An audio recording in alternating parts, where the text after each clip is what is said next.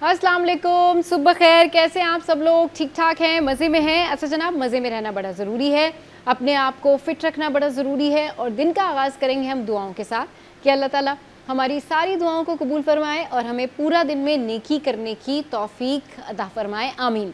अच्छा, अब कुछ बात कर लेते हैं हम कि जी लोगों की ज़िंदगी में सबसे बड़ा मसला क्या होता है, ख़ास तौर से जो ख़वातीन हैं, उनकी ज़िंदगी का सबसे बड़ा मसला ये होता है कि आज क्या पकेगा, और दूसरा शॉपिंग। अब जो शॉपिंग है उसके हवाले से मैंने आपको इससे पहले भी बताया था कि सेल जो है वो लगी हुई है, और कई ऐसी बहुत सारी जगहें हैं जहाँ पर सेल अब बिल्कुल एंड पर है। तो आप जाएं, शॉपिंग करें, और जो महंगे महंगे ड्रेसेस हैं उनको 50% ऑफ पे या आप 70% ऑफ पर भी ख़रीद सकते हैं। और ये वो टाइम होता है, ये हाई टाइम होता है जब लोग इंतज़ार करते हैं पूरा साल कि जब सेल लगेगी तो वो अपने चॉइस के ड्रेसेस, वो ड्रेसेस जो बहुत एक्सपेंसिव हैं, जो नहीं ले पाते, वो इस टाइम में वो ख़रीद लेते हैं। और स्पेशली विंटर की जो कलेक्शन होती है, ऐसा होता है कि बिल्कुल गर्मियों के एंड के सीज़न में या सितंबर के मिड में इस तरह से उसकी सेल लगती है, या फिर इन दिनों में भी लगती है, तो वो भी आपके काम आ सकती हैं। तो ये तो होगी जी वो ख़बर जो ख़वातीन के लिए बड़ी अहम है, बड़ी इंपॉर्टेंट है, और उनको बड़ा फैसिनेट करती है कि जी शॉपिंग एंड ऑल दैट। अब आप को मिलवाते हैं एक पर्सनालिटी से जो कि कुकिंग एक्सपर्ट हैं।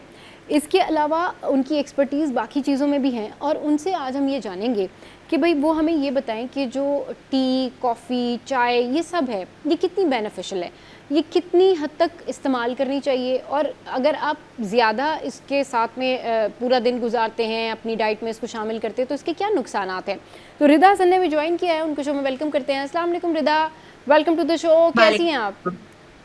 अल्हम्दुलिल्लाह, आप कैसी हैं? मैं बिल्कुल ठीक-ठाक। आप बताइए कि कैसी हैं, और ओवरऑल इस मौसम में क्या कुक कर रही हैं आजकल आप? क्या बना रही हैं डिशेज़? अभी तो बस अब समर जा रहे हैं, तो हाँ, विंटर सीज़न के लिए जो है वो अभी मिड सीज़न हमारा स्टार्ट होगा। तो हाँ, ऑब्वियसली ये सीज़न थोड़ा ऐसा होता है कि कुछ एलर्जीज़ और ये चीज़ें, हाँ, तो हमें ज़रा सही। बैलेंस अपने डाइट रखनी चाहिए ताकि हम एलर्जीज़ और कफ और ये सब कैच ना करें। तो हुँ, इस जो वेदर में है, आप लोग कोशिश करें कि फ्लूइड ज़्यादा लें ताकि आप लोग हाइड्रेटेड रहें, और vitamin C rich food, fruits और ये सब चीज़ें ज़्यादा खाएँ ताकि आप अपने आप को नरिश भी कर सकें और बीमार भी नहीं पड़ें। राइट। अच्छा, ये बताइए कि टी, कॉफ़ी और चाय, आज हम कैफ़ीन के हवाले से बात करेंगे, ये कितनी बेहतर रहती है और कितना हार्मफुल होता है और क्या कुछ होता है? ज़रा ये बताइए, कॉफ़ी से रिलेटेड हमारे साथ जो है वो मालूमात शेयर कीजिए कि हेल्दी कॉफ़ी क्या होती है, हेल्दी टी क्या होती है? बिल्कुल, ऐसा ही। जी। अच्छा देखें, अब इसमें कॉफ़ी के बारे में एक बहुत ज़्यादा मिथ्स हैं, जो कि आई थिंक वो बस्ट कर देनी चाहिए कि हुँ, लोग या बहुत ज़्यादा शौक से कॉफ़ी तो पीते हैं, लेकिन उनके दिल में कहीं न कहीं गिल्ट ज़रूर होता है कि इसमें कैफ़ीन है। हुँ, उसके बाद अब ट्रेंड आ गया है कि जी डीकैफ़ीनेटेड कॉफ़ी पीनी शुरू कर दी है लोगों ने। बट द थिंग इज़ कि coffee in itself is not harmful. जो भी चीज़ ज़्यादातर नेचर से आ रही है, वो इन इटसेल्फ तो बेनिफिशियल ही होती है, बट हम लोग मोस्टली उसको इतना ज़्यादा एड अप उसमें कर देते हैं कि वो फिर हमारे लिए उसके जो फ़ायदे की चीज़ें होती हैं, वो साइडलाइन हो जाती हैं बेसिकली। हुँ, तो कॉफ़ी अगर आप इन इटसेल्फ यूज़ करें विदाउट एनी एडिटिव से अब मेरा मतलब ये है कि obviously a lot of sugar हो गया, क्रीम हो गया, और ये आपने देखा होगा डिफरेंट फ्लेवर के सिरप्स आते हैं। हुँ, तो वो हमने अपने फ्लेवर एनहांसर्स को इतना ज़्यादा ऐड कर लिया, और फिर आपको पता है जितनी चीज़ें ऐड होती हैं, उन सब में प्रिजर्वेटिव्स होते हैं। इवन हुँ, मिल्क हो गया, क्रीम हो गई, ये सारी all of these things are coming up with preservatives too. तो हुँ, वो नेचुरली वो कॉफ़ी का बेनिफिट जो है वो बिल्कुल ही साइडलाइन हो जाता है, और ये सारी चीज़ें हमारे यकीनन पैलेट को तो बड़ा अपील करती हैं, लेकिन कॉफ़ी में इन इटसेल्फ जो बहुत सारे फ़ायदे हैं हमारे लिए, वो फिर हमें नहीं मिल पाते। और हुँ, अगर मिलते भी हैं तो बहुत सी मिनिमम क्वांटिटी में मिलते हैं, जबकि अगर हम कॉफ़ी को ऐसे ही प्रिपेयर करें जिस तरह से। अच्छा, एक तो ये थोड़ा-सा मुझे शेयर करना है व्यूअर्स से कि टी और कॉफ़ी को हमारे यहाँ ना बहुत ज़्यादा ओवर कुक करने की या उसको बहुत ज़्यादा प्रोसेस करने की बहुत आदत है। हुँ, कल्चरली कह लें, या हमें लगता है कि इसमें से शायद कुछ ज़्यादा स्ट्रॉन्ग टेस्ट आएगा, व्हिच इज़ नॉट करेक्ट। तो टीज़ को भी ज़्यादातर ब्रू करके पिएँ, माइल्ड वो करें उसको आप हुँ, स्टीव करके पिएँ। और कॉफ़ी का भी यही है कि बहुत ज़्यादा उसको रख नहीं दें आप, जैसे आपने फ्रेश बनाई तो उसे आप फ्रेश कंज़्यूम करें। और एडिटिव्स मिनिमम उसमें आप डालें, तो उसके जितने एंटीऑक्सीडेटिव फायदे हैं वो सारे आपको मिलेंगे, और वो सिर्फ एक स्टिमुलेंट नहीं रह जाएगा फिर आपके लिए, वो आपके लिए एक हेल्थ के लिए आपकी एक बेनिफिट हो जाएगा उससे, कि एक तो फ्लेवर भी आ रहा है आपको। शुरू में थोड़ा सा लोगों को होता है कि नहीं, क्योंकि हमने इतनी ज्यादा आदत कर ली है कि हर चीज ओवर स्वीट होगी, ओवर प्रोसेस्ड होगी, तो हमें थोड़ा सा उससे यूज टू होने में टाइम तो लगेगा डेफिनेटली। लेकिन अगर हम अपनी आदत उसको बना लें तो ये हमें बहुत सारे फायदे दे सकती है, जो कि हम वैसे इमेजिन नहीं करते। We do not relate it to coffee और टी। राइट। अच्छा, ग्रीन टी भी बहुत लोग इस्तेमाल करते हैं, उसके हवाले से बताइए कि ग्रीन टी के कितने फ़ायदे हैं, और अगर ग्रीन टी जी का इस्तेमाल ज़्यादा किया जाए तो कोई उसका कोई नुकसान तो नहीं है, क्योंकि लोग ना 3-3 4-4 दफ़ा भी ग्रीन टी पी रहे होते हैं। रिदा? बिल्कुल है। हम्म। जी जी, ऐसे। अच्छा देखिए, ग्रीन टी का सबसे बड़ा फायदा तो ये है कि वो हमारे मेटाबॉलिज्म को जो है ना, वो बिल्कुल चार्ज अप रखती है। लेकिन देखिए, कोई भी चीज जो है ना नेचर में, अगर आप एक्सीड करेंगे, जितना आप कोई भी ओवर डू करेंगे ना जो भी चीज, वो आपको हमेशा नुकसान ही पहुंचाएगी। ग्रीन टी का एक ये एलिमेंट कि वो थोड़ा सा डिहाइड्रेटेड कर देती है बॉडी को। अगर आप एक्सेसिव अमाउंट में उससे यूज करते हैं तो आप 1 to 2 कप्स रखें। अच्छा, अब ये डिपेंड भी करता है कि ग्रीन टी, एक तो स्पेसिफिकली ग्रीन टी है, और हर्बल टीज भी आती हैं। इफ यू फील कि आपको 1 या 2 ग्रीन टी से नहीं आपकी रिक्वायरमेंट पूरी हो रही, so you can you know switch to other herbal teas as well. अब हर्बल टीज में क्या आ गया, हमारे पास बहुत सारी नेचर में फ्लावर्स हैं, नेचुरल इंग्रेडिएंट्स हैं जो कि अल्लाह ताला ने कुदरत में रखी हैं, जिनसे हम फायदा उठाएं। जैसे कि कैमोमाइल है, ठीक है। कैमोमाइल टी के बहुत ज्यादा फायदे हैं आपके हार्मोन्स के लिए, आपके पूरे लिम्फेटिक सिस्टम के लिए। इसके अलावा आप हिबिस्कस फ्लावर बहुत आजकल ट्रेंडिंग में है, लेकिन हम ऑब्वियसली उसका तो फायदा हमेशा से ही था, हमें अब ज्यादा कॉमनली हम उसके बहुत ज्यादा बात करें। हिबिस्कस आपके even regulates your blood pressure, बहुत फायदे की चीज है। हिबिस्कस का नेचुरली अगर आपके पास है तो आप एक फ्लावर उसका पानी में हॉट वाटर में स्टीप कर लें। कोई भी चीज मैं कहूंगी अब बहुत कुक नहीं करें। देखिए, टी का बेसिक जो कॉन्सेप्ट था ना, वो जो ट्रेडिशनल टी थी वो स्टीप होती थी बस, यानी कि हॉट वाटर में डाली और उसको कवर कर दिया 5 to 7 मिनट्स के लिए, तो उसका मेन एसेंस और फ्लेवर सारा निकल के आ जाता था। अब हमारे यहाँ ना बहुत ज्यादा उबाला जाता है चीजों को, उसकी वजह से उसके नेचुरल बेनिफिट्स भी सारे रिमूव हो जाते हैं, फ्लेवर भी थोड़ा सा बिटरनेस की तरफ चला जाता है, तो फिर वो हमें इतनी पसंद नहीं आ रही होती। फिर हम कन्वेंशनल टी लेना चाह रहे होते हैं दिन में 4-5 दफा, जो कि यकीनन हमारे फायदे की नहीं है। तो आप पेपरमिंट ले सकते हैं, ये सब ले सकते हैं, पेपरमिंट ले सकते हैं, बिल्कुल। अच्छा, ये बताइएगा कि जब ये कॉफ़ी, टी और चाय हम ये मुंतखब कर रहे होते हैं, तो इसमें बहुत सारे लोग कहते हैं नहीं जी, जैसे अपने ग्रीन टी का बताया, ग्रीन टी पिए। अच्छा, कुछ लोग कहते हैं नहीं कॉफ़ी बड़ी बेनिफिशियल है, कुछ लोगों को ना पैल्पिटेशन हो जाता है कॉफ़ी पी के, उनकी दिल की धड़कन तेज़ हो जाती है, या घबराहट होने लगती है, या वो प्रेफर नहीं करते कि नहीं हम ज़्यादा कॉफ़ी नहीं पी रहे। कुछ लोग कहते हैं नहीं जी हम तो सिर्फ कॉफ़ी ही पीते हैं। तो ये जो चाय है जिसका हम सबको क्रेज़ है, हम सबके घरों में बहुत ज़्यादा चाय बनाई जाती है, मतलब थोड़ी सी भी कोई अगर बात है या मतलब आपने कोई डिस्कशन की है, चलो चाय बना लेते हैं, चलो चाय का टाइम हो गया है, अच्छा जी ठीक है, खाना खा लिया भाई चाय हो जाए। तो चाय जो है ऑल टाइम फेवरेट सबकी। इसको जब लोग डाइट में शामिल करते हैं, रूटीन का हिस्सा होती है, तो इसमें तो कोई हार्मफुलनेस नहीं है, ये तो लोगों के लिए हार्म नहीं होती, क्योंकि लोग कहते नहीं जी चाय में बहुत शुगर होती है, अगर आप चाय पी रहे हैं तो आपका जो है वज़न बढ़ सकता है, या फिर आपका रंग काला हो जाता है। ये ज़रा बताइए। जी देखिए, चाय का बेसिक मसला ये है कि एक तो हम चाय को पकाते बहुत ज्यादा हैं, दूसरा इशू ये है कि हम रेपिटेटिवली उसको पीते हैं। अब देखिए, चाय बेसिकली उसमें कैफीन है, कैफीन जो है ना वो स्टमक इरिटेट होता है, तो आप उसे अगर खाने के बाद ले रहे हैं, देखिए वो इन इट सेल्फ इतना हार्मफुल नहीं है, लेकिन हमारी जो प्रैक्टिस है ना कि हम रिपीटेडली कुछ पॉइंट्स मैं आपसे शेयर करती हूँ। जैसे कि कैफीन एक नॉर्मल ह्यूमन बीइंग को एक दिन में 400 mg से ज्यादा कैफीन नहीं लेनी चाहिए, लेकिन हम ओवरडू कर देते हैं। हम कहते हैं नहीं जी हर चीज हमें उसको एक हमने बेसिकली देखे है तो स्टिमुलेंट ना, आपको आपका फ्लेवर आपके पैलेट को भी वो अपीज करता है और ये सारी चीजें। तो आपको बेसिकली क्या करना है कि उसकी एक तो अगर आपको बार बार रिपीटेटिवली लेने की आदत है तो आप क्वांटिटी कम कर दें। लेट्स से कि बहुत बड़ा मग आप लें, स्मॉल कप में लेना आप कर दें, इस तरह से कर लें।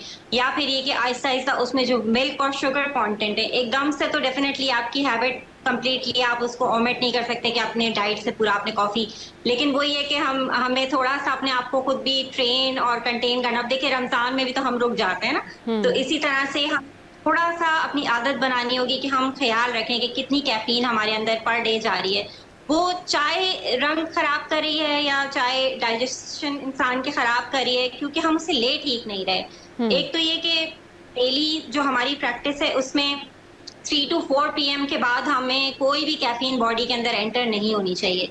ये जो हमारा लेट नाइट जागने का सिस्टम है, जिससे फिर हमारा पूरा मेटाबॉलिज्म अपसेट होता है, वो इसीलिए है कि हम लेटर आवर्स तक, आप देखें कितना ट्रेंड है कराची में तो बहुत ज्यादा कि जी लोग शाम में बाहर बैठे हैं, चाय पी रहे हैं, कॉफी पी रहे हैं, एंजॉय कर रहे हैं। तो अगर आपने करना भी है तो फिर इसको इस तरह प्रैक्टिस करें जैसे चीट डे होता है ना आपकी डाइट में, कि भाई एक दिन मैंने ये कर लिया। इसको हैबिट नहीं बना डेली आपने लेटर आवर्स में, आप 7-8 पे, 9 पे, इवन कुछ लोग कहते हैं ये मेरी सोने की चाय है, तो सोने से पहले उनको एक चाय चाहिए होती है। तो सही, हमने अजीब बिल्कुल सी बिल्कुल अपनी बिल्कुल कोई भी टाइम हो, बना लेकिन दी है। चाय जो है सबकी ऑल टाइम फेवरेट है रिदा।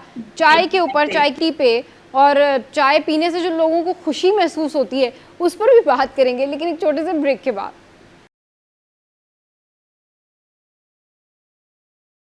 Welcome back. रिदा हमारे साथ हैं, हम बात कर रहे हैं चाय, कॉफ़ी और इसके अलावा ग्रीन टी के हवाले से। रिदा, चाय जो है वो हर घर में, जिस तरह से भी मैंने पहले जिक्र किया ना कि बहुत ज़्यादा बनाई जाती है, लोग उसको बहुत पसंद करते हैं।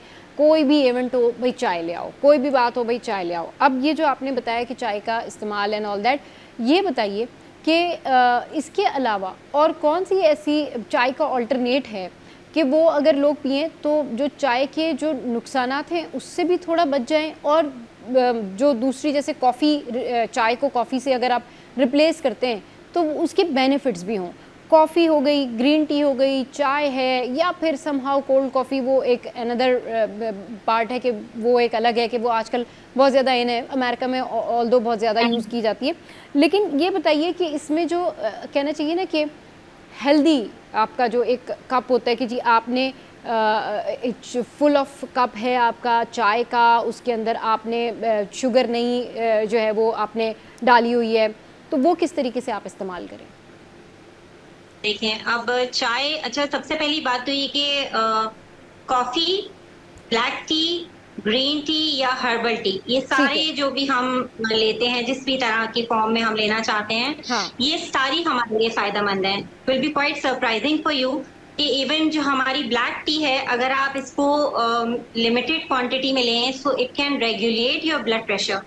और लेकिन हम बहुत ज्यादा उसको डेंस कर देते हैं, यानी कि पत्ती बहुत ज्यादा ओवरडू कर देते हैं, उसकी वजह से उसमें जो कंपोनेंट्स है वो हमारी बॉडी के लिए फिर वो हार्मफुल हो जाते हैं। अगर आप कम क्वांटिटी में पत्ती को स्टीप करें, जिंजर का एक आप उसमें टुकड़ा डाल लें, लेमन डाल लें थोड़ा, तो वो इतना उसका फ्लेवर भी बहुत ज्यादा इनहैंस हो जाता है। तो चाय सेल्फ पीना मना नहीं है या हार्मफुल नहीं है बॉडी के लिए, लेकिन उसको रिपीटेडली पीते रहना वो आपके स्टमक को इरिटेट करेगा, आपके मेटाबॉलिज्म को अपसेट करेगा। आप लिमिटेड क्वांटिटी में 1 या 2 कप्स अगर लेते हैं, माइल्ड ब्लैक टी बनाते हैं लेमन के साथ, कोई भी फ्लेवर आप अपनी, सिनेमन डाल सकते हैं, आप सिनेमन की स्टिक डाल लें, सिनेमन भी से अच्छा, जो शुगर की हमें बहुत ज्यादा क्रेविंग होती है ना, वो सिनेमन से मास्क भी हो जाती है। यानी कि आप एक छोटा सा दालचीनी का टुकड़ा अगर चाय बॉईल करते हुए उसमें डाल लें, तो आपको जो एक बिटरनेस चाय की फील होती है ना, इट गोज अवे। तो ये भी एक आपके लिए टिप है। इसके अलावा ये कि कॉफी भी अगर आप विदाउट मिल्क यूज करते हैं, कॉफी या विदाउट डेयरी क्रीम जो आप यूज करते हैं, तो कॉफी आपको इतनी मेंटल क्लैरिटी देती है। इवन इन सम रिसर्चेस ये आया है कि ये आपकी ब्रेन डीजेनरेशन को भी रोकता है कॉफी। तो मेंटल क्लैरिटी के लिए, ये सब के लिए, इवन लिवर हेल्थ के लिए कॉफी, मतलब इट्स हार्ड टू बिलीव लेकिन आपके लिवर को सपोर्ट करता है कॉफी। तो सही। बहुत अच्छा, ज्यादा कॉफ़ी, टी, चाय और ग्रीन टी, इनमें क्या डिफरेंस है और क्या सिमिलैरिटीज़ हैं? हाँ, देखिए कॉफी में कंपैरेटिवली कैफीन ज्यादा होती है, ठीक। ठीक है, और टी में जो है वो आपके समझ लें कि कैटेचिन्स जो होते हैं ना, वो आपको अब वैसे तो अगर इसकी डिटेल में जाएं तो आपको बेसिकली पूरा अगर आप इसमें देखें तो बहुत ज्यादा आपको ये लगेगा कि भाई वैसे ओवरऑल आपको लगेगा हाँ जी पूरे डे में हम इसको किस तरह डिवाइड करें, क्योंकि कॉफी में बेसिक ज्यादा होती है। लेकिन वही जैसे मैंने आपको बताया, अब टी में जो है, अब हर्बल टीज में जैसे कि लेट्स से मैंने आपसे कहा कि फ्लावर्स, फ्लोरल या ऐसी चीजें जो आप नेचुरल एलिमेंट्स ले रहे हैं ना, कोई भी लीफ की आप ले रहे हैं, हर्बल टी, ये सारी चीजें, तो उसमें कैफीन एज सच बिल्कुल नहीं होती, इट्स माइनस अच्छा, कैफीन। सही। ठीक है। हाँ। अच्छा, इसी तरह से जो आपकी ग्रीन टी होती है उसमें कैटेचिन्स होते हैं, फ्लेवोनॉइड्स होते हैं, ये चीजें हेल्थ को आपकी सपोर्ट करती हैं। ठीक है, टी हाँ। और कॉफी में कैफीन बेसिकली होती है, लेकिन उसमें फिर कॉफी में ज्यादा कैफीन होती है, टी में कंपैरेटिवली कम होती है, ये कह सकते हैं आप एक जनरल अंडरस्टैंडिंग के लिए। ठीक है, लेकिन उसमें फिर ये होता है कि कॉफी अगर आप कैफीन है भी तो आप अब तो डीकैफिनेटेड ऑप्शंस भी आपके पास अवेलेबल हैं, दैट हाँ। You can also use. सही। बिल्कुल। कैफीन भी यूज कर रहे हैं तो उसमें कोई नुकसान नहीं है, बस उसको बहुत ज्यादा कंज्यूम ना करें। अच्छा, उसको बहुत ज़्यादा कंज़्यूम ना करें। अच्छा, दिन में जो है वो कितने कॉफ़ी के जो है वो आप कप पी सकते हैं, कितनी कॉफ़ी पी सकते हैं, कितनी चाय पी सकते हैं, ये ज़रा बताइएगा? देखिए, आपके मोस्टली क्या होता है कि कोई भी चीज आप परचेज करते हैं तो उसके पीछे पर सर्विंग की आपको क्वांटिटी लिखी होती है, लेट्स से कि ठीक है। इसमें कितनी शुगर होगी। इन केस ऑफ कॉफी आप समझ लें कि अगर आपके कॉफी के पीछे लिखा हुआ है पर स्पून जो है आपको इतने ग्राम्स जो है वो या एमजीज जो है वो इतने एमजी मिलीग्राम्स आपको इतनी कैफीन मिलेगी। ठीक तो है। ओवरऑल आपको पर डे 400 एमजी से एक्सीड नहीं करना। अब अच्छा। उसमें आपकी टी वाली, हाँ, आपकी टी वाली कैफीन आ गई या आपकी कॉफी वाली कैफीन आ गई, इट्स अप टू यू। जो भी कंज्यूम आप करते हैं वो आप खुद उसको कैलकुलेट कर सकते हैं। 400 एमजी के अंडर जितनी भी आप कॉफी या कैफीन जिस भी फॉर्म में आप कंज्यूम करेंगे वो हार्मफुल नहीं है बॉडी के लिए। उससे फिर आप एक्सीड करते हैं और जितने एडिटिव्स फिर डालते जाते हैं, शुगर्स हो गई वगैरह, तो वो फिर जाहिर है कि वो आपको इतना आपके लिए इतना बेनिफिशियल नहीं रहेगा। लेकिन आप उसके ऑल्टरनेट्स यूज करें, आप हनी यूज करें, आप जैगरी यूज करें, नेचुरल जो गुड़ हमारा होता है वो यूज करें। तो इस तरह से और आहिस्ता आहिस्ता क्वांटिटी को रिड्यूस करें, यानी कि शुगर जो है ना उसकी एडिक्शन एकदम से नहीं जाती है। तो कोशिश करें कि आहिस्ता आहिस्ता आपकी डाइट में हेल्दी ऑल्टरनेट्स रिप्लेस कर लें उसको, जो कि एकदम से नहीं होगा, but over a period of time आपको पता भी नहीं चलेगा कि आप उसके कब हैबिचुअल हो गए और अब आपको डिफरेंस फ्लेवर का फील ही नहीं होता फिर। सही। अच्छा, ये बताइए कि ग्रीन टी के क्या फ़ायदे हैं और कॉफ़ी के क्या फ़ायदे हैं? सिमिलैरिटी क्या है देखिए, इनमें? हुँ। बेसिकली सबसे बड़ा कॉफी का फायदा तो ये है कि आपको ना मेंटल अलर्टनेस मिलती है, जिसके लिए मोस्टली लोगों ने पीना शुरू भी किया था। हुँ। और स्टार्टिंग में है वो कॉफी की हिस्ट्री भी यही है कि एक जो है वो जो चरवाहे होते हैं उन्होंने नोटिस किया था कि उनकी गोट्स जो है ना एक सर्टेन बेरीज के अराउंड जो है ना वो हुँ। बहुत ज्यादा खाते थे, तो बहुत ज्यादा उनकी गोट्स और ये सब ना बहुत अलर्ट हो जाते थे, बहुत एक्टिव हो जाते थे। देन हुँ। इवेंचुअली वो रिसर्च करके जी ये कॉफी की बीन्स थी। तो ये तो फैक्ट है कि कॉफी पीने से आपको डेफिनेटली एक मेंटल क्लैरिटी और अलर्टनेस आपको मिलती है। हुँ। बल्कि आप अरेबिक में ज्यादातर देख लें, वो लोग विदाउट मिल्क ही जो उनकी ट्रेडिशनल कॉफी होती है they use it with water only. तो राइट। वो वाटर के साथ मिक्स करके पीते हैं। तो हम भी अगर इस तरह से ये आदत बनाएं तो आप देखें कि हमारे लिवर के लिए और स्पेसिफिकली आपकी ब्रेन के लिए ना कॉफी बहुत अच्छी है। अगर आप, जैसे मैंने आपको एक अमाउंट बताई कि आप 400 mg के अंडर यूज करते हैं, तो उससे आपकी ब्रेन डिजेनरेशन को भी रोकती है कॉफी। और आई थिंक एक आप देखें कि स्टिमुलेंट भी है वो, और हुँ। एक फ्लेवर आपको दे रहा है और आपके लिए फायदे की भी चीज है, क्योंकि all this is coming from nature. इसी तरह से टी जो है उसका भी यही है कि आप टी टी को जब यूज करते हैं, लेट्स से कि बहुत ज्यादा डेंस टी नहीं बनाते, हुँ। माइल्ड टी बनाते हैं, तो उसमें आपके ब्लड प्रेशर को रेगुलेट करती है। ब्लैक टी की बात कर रही हूँ, अभी हर्बल पे तो मैं आई नहीं, जी, जी, जी। सिर्फ ब्लैक टी की बात कर रही हूँ हुँ। कि वो ब्लैक टी आपके ब्लड प्रेशर को रेगुलेट करती है। और ठीक। उसके बाद फिर हम आते हैं, उससे नीचे फिर हम आते हैं जो लीस्ट थोड़ा सा हमारे लोगों को इतना ज्यादा नहीं पसंद, ग्रीन टी की। लेकिन ग्रीन टी आपके मेटाबॉलिज्म को बिल्कुल अप टू डेट रखती है, वो आपके सारे बॉडी फंक्शंस को रेगुलेट करती रहती है। बट ग्रीन टी में एक ये क्वालिटी है कि वो अगर मतलब ओवर यूज हो जाए उसका, तो वो बॉडी को थोड़ा सा डिहाइड्रेट कर देती है। तो ग्रीन टी, कुछ लोग ये समझते हैं कि जी ग्रीन टी अगर है तो वो जितनी चाहे फिर पी लें, उसमें कोई उनको लिमिटेशन नहीं है। तो ऐसी कोई बात नहीं है। हर चीज को आप जो एक लिमिटेड अमाउंट के अंदर यूज करें, और कोई भी चीज जरूरत से ज्यादा एक्सीड करेगी तो वो आपकी बॉडी के लिए फिर हार्मफुल हो जाती है। सही। बॉडी के लिए हार्मफुल हो जाती है। अच्छा, हर्बल के हवाले से आप बता रही थी, वो शेयर कीजिए हमारे साथ। बिल्कुल। अच्छा, आप देखिए हर्बल में ये है कि हर्बल जो टीज़ होती है ना, वो तो sort of you can say कि एक गिफ्ट ऑफ नेचर या गिफ्ट ऑफ गॉड है हमारे लिए। जैसे कि स्पेसिफिकली अगर आप कुछ मैं आपको जनरल जो टीज़ हमारे यहाँ कॉमनली पाकिस्तान में अवेलेबल है उसकी बात करती हूँ। कैमोमाइल टी आपकी हो गई ना, तो कैमोमाइल टी आपके नर्वस सिस्टम को काम डाउन करती है। कुछ लोगों को जिनको स्लीप डिप्रिवेशन का इश्यू होता है या उनको एंजाइटी होती है, उनके लिए बहुत आइडियल है कि वो कैमोमाइल टी पिएं। उसके अलावा हिबिस्कस टी आपकी है। अब जिन लोगों को ब्लड प्रेशर का इश्यू होता है, वो एक हैबिट बना लें, एक हिबिस्कस का प्लांट घर में रखें अपने, और उस पे बहुत ज़्यादा फूल आते रहते हैं। तो आप एक फूल भी अगर डेली लेके पानी में स्टीप करके पिएंगे ना, तो पूरे आपके ब्लड प्रेशर को वो रेगुलेट करना शुरू कर देगा। स्लोली इवेंचुअली आपको विद इन अ मंथ आपको फील होना शुरू हो जाएगा कि ये पूरा मतलब किस तरह से मेरे ब्लड प्रेशर को जो है वो नॉर्मलाइज कर रहा है। ठीक है, सही। इसी तरह आपकी सिनेमन टीज होती हैं, जिंजर टीज हम्म। होती हैं जो डाइजेशन बहुत अच्छी हैं। और भी the list is very long, I can go on and on. बहुत सारी इसी तरह से आपके आप अपने स्पेसिफिक जो आपको रिक्वायरमेंट है ना, आप उसके लिए ढूंढें कि किस तरह से। आपने बटरफ्लाई टी के बारे में सुना होगा, आई थिंक ब्लू टी जो बहुत ज्यादा पॉपुलर है, जिसमें लेमन डालते हैं तो फिर उसका कलर चेंज हो जाता है। वो हमारे लिए बहुत ज्यादा फायदेमंद है पूरे बॉडी के सिस्टम को रेगुलेट करने के लिए, हमारे हार्मोनल बैलेंस के लिए, ये सारी चीजें। तो आपको जिस चीज की स्पेसिफिक रिक्वायरमेंट है उसके लिए आपको कोई ना कोई नेचर में फ्लावर मिल जाएगा, कोई सीड मिल जाएगा, उसकी आप टी पिए और फिर आप उसका मैजिक देखें। सही। अच्छा, सिनेमन टी के हवाले से आपने जिक्र किया, सिनेमन टी के क्या बेनिफिट्स हैं, लोग बड़ा पसंद करते हैं? बहुत ज्यादा। वो हाँ। देखिए सबसे बड़ा बेनिफिट उसका ये जी, जी जी, बोलिए। सबसे बड़ा बेनिफिट सिनेमन टी का ये है कि वो ब्लड प्रेशर के लिए बहुत, सॉरी, डायबिटीज के लिए बहुत अच्छी है। अच्छा, सही। और डायबिटीज में ये होता है कि स्पेसिफिकली बहुत ज्यादा लोगों को ना, और भी जितनी ज्यादा रिस्ट्रिक्शन होती है उनको शुगर क्रेविंग और ज्यादा बढ़ जाती है उनकी। लेकिन जब आप सिनेमन टी को यूज करते हैं, अच्छा सिनेमन जो है ना थोड़ा सा चीजों की बिटरनेस को मास्क भी कर लेता है। यानी कि अगर आप किसी टी में डाल रहे हैं तो वो सिनेमन अगर साथ ऐड कर देंगे तो आपको एक उसमें से जो फ्रेग्रेंट खुशबू आती है ना, उससे आपको लगता है कि ये स्वीट है। तो आपकी एक शुगर क्रेविंग उससे नेचुरली वो बॉडी में जाके भी कर्व हो रहा है, और आपको एक फ्लेवर उससे खुद भी नेचुरली स्वीट लगने लगता है। तो जो डायबिटिक हैं उनके लिए बहुत फायदे की है। डायबिटीज में ये होता है कि बॉडी के फंक्शंस डिफरेंट अफेक्ट होते हैं डायबिटीज से रिलेटेड, जो कॉम्प्लिकेशंस हो जाती हैं। तो अगर आप उसमें सिनेमन टी का इस्तेमाल करेंगे तो आपके लिए इट्स लाइक अ गोल्ड।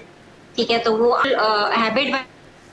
ठीक है जी, thank you very much Rida for your precious time. और बात वही है coffee, tea, chai and all that. अब ये आपके ऊपर है कि आपको क्या सूट करता है। अब जिन लोगों को बहुत ज़्यादा मेंटली एक्टिव रहना होता है, रात को जागना होता है, पढ़ना होता है, स्टडी करनी होती है, उनके लिए जो है कॉफ़ी बेहतर होती है। वो ज़्यादातर कॉफ़ी पे जा रहे होते हैं, या फिर चाय किसी के दिमाग को रिफ़्रेश कर रही होती है, इस सेंस में कि उनको ऐसा लगता है कि उनका जो मेंटल फटीग है वो चाय से दूर हो रहा है, उनका सर दर्द जो है वो चाय पीने से दूर हो रहा है। तो ये सिचुएशन हर इंसान के अपने अपने हिसाब से होती है कि किसकी इम्यूनिटी जो है वो किस चीज़ को बेहतर तौर पर कनेक्ट करती है।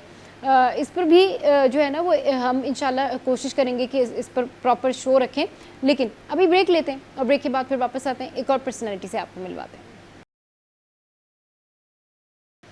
Welcome back. अब कुछ बात करते हैं स्किन के हवाले से, स्किन केयर के हवाले से, कि भाई जो स्किन है उसको रिजुविनेट करने का क्या तरीक़ाकार है, उसको बेहतर कैसे बनाया जा सकता है, और एक जो वर्ड है जो बहुत ज़्यादा यूज़ होता है ग्लास स्किन, ये कैसे हासिल हो सकती है। और आज इस पर बात करने के लिए नैयर आपा हमारे साथ मौजूद हैं, उनको शो में वेलकम करते हैं। अस्सलाम वालेकुम आपा, good morning, welcome to the show. कैसी हैं आप? अल्हम्दुलिल्लाह, थैंक यू बेटे, थैंक यू। अच्छा, ये बताइए कि ग्लास स्किन जो है वो कैसे हासिल हो सकती है, वो कैसे हो सकती है लोगों की। आज बस आपने ये सीक्रेट डिस्क्लोज करना है मेरे शो पे। हाँ जी, बिल्कुल बिल्कुल। अच्छा बेटे, ग्लास स्किन के लिए जो है ना वो मैं एक बड़ा जो है ना वो इस तरह का इंग्रेडिएंट के जो बहुत इजी है, खाने में भी, लगाने में भी, और बिल्कुल चीपेस्ट है, इंतहाई सस्ता है। अगर आप उसको यूज करना शुरू कर देंगे तो इंशाल्लाह ताला आपकी इंटरनली भी जो है वो स्किन अंदर से ग्लो करेगी, कुछ भी फेस पे लगाने की जरूरत नहीं पड़ेगी। और अगर साथ फेस पे लगाएंगे तो इंशाल्लाह ताला आपके स्किन के सारे इशू है, अगर वक्त से पहले झुर्रियां आ रही हैं, ग्लो नहीं है, पिगमेंटेशन हो रही है, वक्त से पहले स्किन सैग कर रही है, सबको ट्रीट करेगी। और वो सिंपल, वो है जेलाटिन। जो बिल्कुल। जेलाटिन आप लोग डेजर्ट्स वगैरह के अंदर जो है वो यूज करते हैं, हाँ। जेलीज जो बच्चे जो है वो खा रहे होते हैं, ठीक है, वो बेसिकली एल्गाई है, जो सी अच्छा। मैरीन्स है उसका एक्सट्रैक्ट है। जो ये जेलीज वगैरह बच्चे खा रहे होते हैं हेल्दी हाँ। है, किसी किसी को उसका साइड इफेक्ट नहीं जी है। जी जी। तो जी, तो उसमें जो है वो आप सिंपल क्या करें, अनफ्लेवर्ड जेलेटिन ले लें चाहे फ्लेवर्ड। अगर आपको डायबिटीज वगैरह का इशू नहीं है तो जो जेलेटिन के बच्चों के जो है वो पैकेट्स हम बड़े बना के देते हैं कि बच्चे शौक से खाते हैं, तो वो जिन लोगों की ड्राई स्किन है, किसी भी तरह से ड्राइनेस नहीं जा रही, स्किन पे चमक नहीं आ रही, तो वो क्या करें, एक पैकेट जो है वो जेलाटिन का बना लें, सारे दिन में उसको जो है वो कंज्यूम करें। तो आप सही। देखेंगे कि 8 से सिर्फ 10 दिन के अंदर अंदर आपकी स्किन में ग्लो आना शुरू हो जाएगा।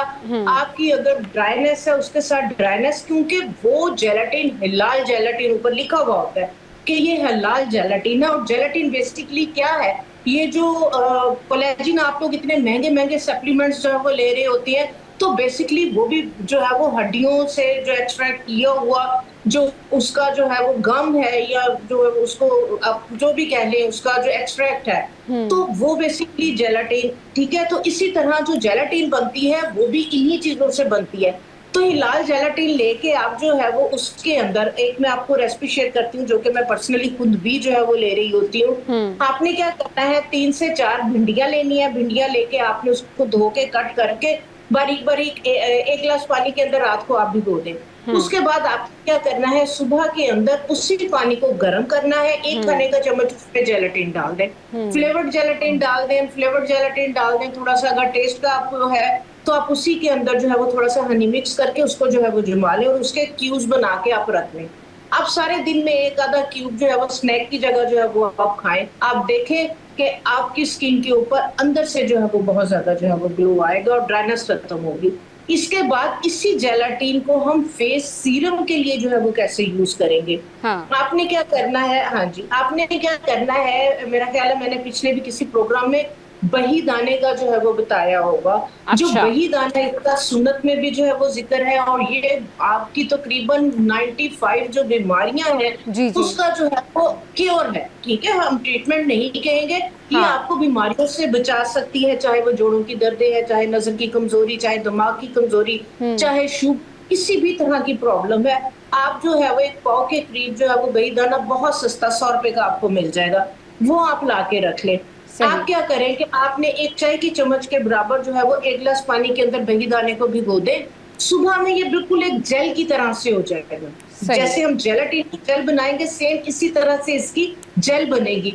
आपने क्या करना है, आधा गिलास जो है वो इसके अंदर हल्का सा लेमन स्क्वीज कर ले, हनी डाल ले, हाँ। आधा गिलास आप पी ले, हाँ। आधा गिलास आप स्टेन करके उसमें विटामिन ई के 2-3 कैप्सूल डालें और इसको आप एक ड्रॉपर के अंदर डाल दें। फेस को वॉश करें। ये वाले जो ड्रॉप्स हैं आप अपने फेस पे 4 दफा लगाएं, 5 दफा लगाएं। आप बिलीव करें बिल्कुल फ्री ऑफ कॉस्ट है ये वाला जो है वो ट्रीटमेंट। आपकी 100 रुपए का बलिदान आना है या विटामिन ई का कैप्सूल यूज होना है। आप अगर जेलाटिन नहीं करना चाह रहे तो आप इसको जो है वो फॉलो करें। आप यकीन करें आपको मिरेकल इसके जो है वो रिजल्ट्स मिलेंगे। ज़बरदस्त, कि बहुत ज़बरदस्त आपने जो है वो रेमेडी बताई है। अच्छा, इसके अलावा स्किन को बेहतर करने के लिए और रेमेडीज़ क्या हैं, जिसमें ये होता है ना कि हर किसी को गोरा होना है, मतलब अगर हम हाँ स्किन जी, से रिलेटेड अगर बात करें ना, तो हर किसी को ये करना है कि उसने गोरा होना है। फिर लोगों ने ये हाँ कहना जी, होता है जी हमारी स्किन लिफ्ट हो जाए, हम स्किन टाइटनिंग हो। अच्छा, इसके अलावा हाँ फिर रिंकल फ्री स्किन हो, टू टोन ना हो, झाइयाँ ना हो, तो एक हाँ जी। मतलब एक परफेक्ट लुक के लिए किस तरह की क्या रेमेडी करनी चाहिए, किस तरह अपनी हाँ स्किन का जी। ख्याल रखना चाहिए? जी, देखिए सबसे पहले आ जाता है कि आप फेस वॉश किसके साथ कर रही हैं, अच्छा। क्योंकि अल्लाह ताला ने आपकी स्किन के ऊपर एक नेचुरल एसिड मेटेरियल बनाया है। वो वाला एसिड है, एक प्रोटेक्टिव लेयर है कि जो चिकनाई आपके चेहरे के ऊपर आ रही होती है और आप बार बार उसको फेस वॉश करके जो है वो फेस वॉश बच्चियों के बैग्स में होता है, कहीं पे भी है, तो दिन में 3 लेयर है जो ना सिर्फ आपकी स्किन को जो है वो बैक्टीरिया वगैरह से बचाती है, बल्कि आपकी स्किन की एक नेचुरल आपका जो है वो मॉइस्चराइजर है। तो आप इस तरह के हार्श बेस जो है वो फेस वॉश अगर यूज कर रहे होते हैं वो आपकी डीपर लेयर से जाके आपकी इस एसिड को आपको आपकी चिकनाई को निकाल देते हैं, जो कि कीमती तरीन आपका जो है वो स्किन बैरियर है। आपका स्किन को जवान, यंग, तरोताजा रखने के लिए अल्लाह ताला ने जो स्किन के अंदर एक जो है वो कंपाउंड जो है वो आपको दिया है, उसके लिए क्या है कि आपने फेस को किस तरह से वॉश करना है। आज मैं आपको जो है वो एक फेस वॉश जो है वो बताती हूँ। ये फेस वॉश आप हर वीकली बना के रख ले, बेहतरीन है। जैसे हम ग्लास स्किन की बात कर रहे हैं, इसके साथ आपको ग्लास स्किन मिलेगी, बिल्कुल सस्ता तरीन है। आपने क्या करना है, आप अंसारी की दुकान से जो है वो रीठेों का चाहे पाउडर ले आए, एक पाव चाहे एक पाव रीठे ला के उसकी गुठलियां निकाल दे। 8 दिन के लिए आपने जो फेस वॉश बनाना है, आपने क्या करना है, 3 रीठे या 1 खाने का चम्मच रीठे का पाउडर, सही। 2 ग्लास पानी के अंदर, अच्छा। ये 1 खाने का चम्मच अलसी और 1 खाने का चम्मच इसमें साबूदाना। वो अच्छा। साबूदाना बच्चों को आप खिचड़ी वगैरह बना के दे रहे होती हैं, हाँ। ठीक है। तो एक चम्मच साबूदाना, चावल मैं नहीं कहूंगी, राइस में नहीं कहूंगी, जी, जी। इसलिए कि आप देखें कि कभी हम ऑयल करते तो पानी चला जाए या उसमें नमी आ जाए तो हम चावलों के अंदर उसको जो है वो दबा देते हैं, 1 घंटे बाद सारी नमी को सोख लेते हैं राइस ना। जी। इसलिए जो है वो राइस से ज्यादा आपको अच्छा जो रिजल्ट मिलेगा वो साबूदाने से मिलेगा।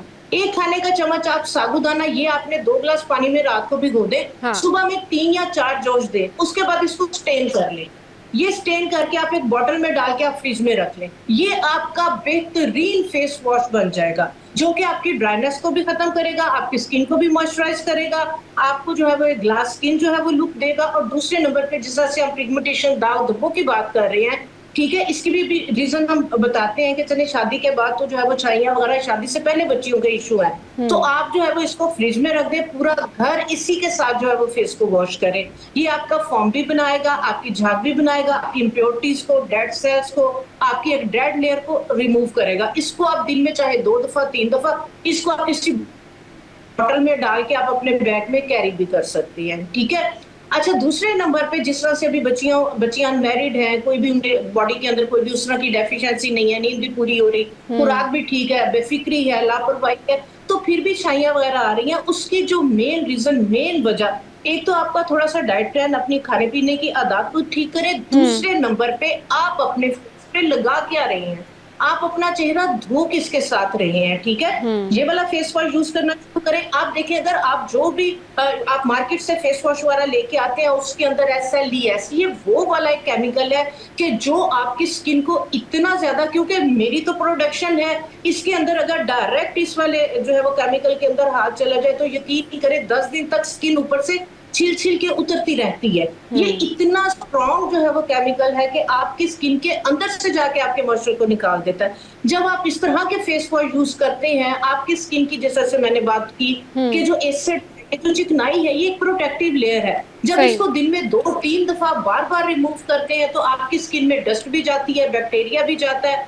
आपके पोर्स के अंदर जाके बैठता है। आहिस्ता आहिस्ता वो एक, मैं आसान लफ्जों में समझाना चाहूंगी कि मुर्दा खुलियों का एक इज्तिमा वहां पे इकट्ठा हो जाता है, डेड सेल्स वहां पे जो है वो इकट्ठे होने शुरू हो जाते हैं, छोटे से रिंग में होते, फिर आहिस्ता आहिस्ता बढ़ते चले जाते हैं। तो आप अपनी स्किन को जो है वो मॉइस्चराइज रखें, अपनी स्किन को जो है वो अपनी स्किन के मुताबिक और मौसम के मुताबिक जो है वो ट्रीट करें। ऐसा बिल्कुल भी ना करें कि वो आपकी फ्रेंड जो है वो ये वाला फेस वॉश यूज कर रही है, उसको बहुत सूट कर रहा है, या फला मॉइस्चराइजर या फला क्रीम जो है वो यूज कर रही है तो उसका रंग बड़ा गोरा चिट्टा हो गया। तो आप इस चीज को फॉलो नहीं करें, आप अपनी स्किन को समझें। आजकल तो जो है वो आपके हाथ में मोबाइल है, हर चीज आप ChatGPT से और गूगल से जो है वो सर्च कर रहे होते, पूछ रहे होते हैं। जी जी। आपकी स्किन की टोन क्या है, आपकी स्किन किस तरह की है, मेरा ख्याल है मैंने पहले भी बताया था।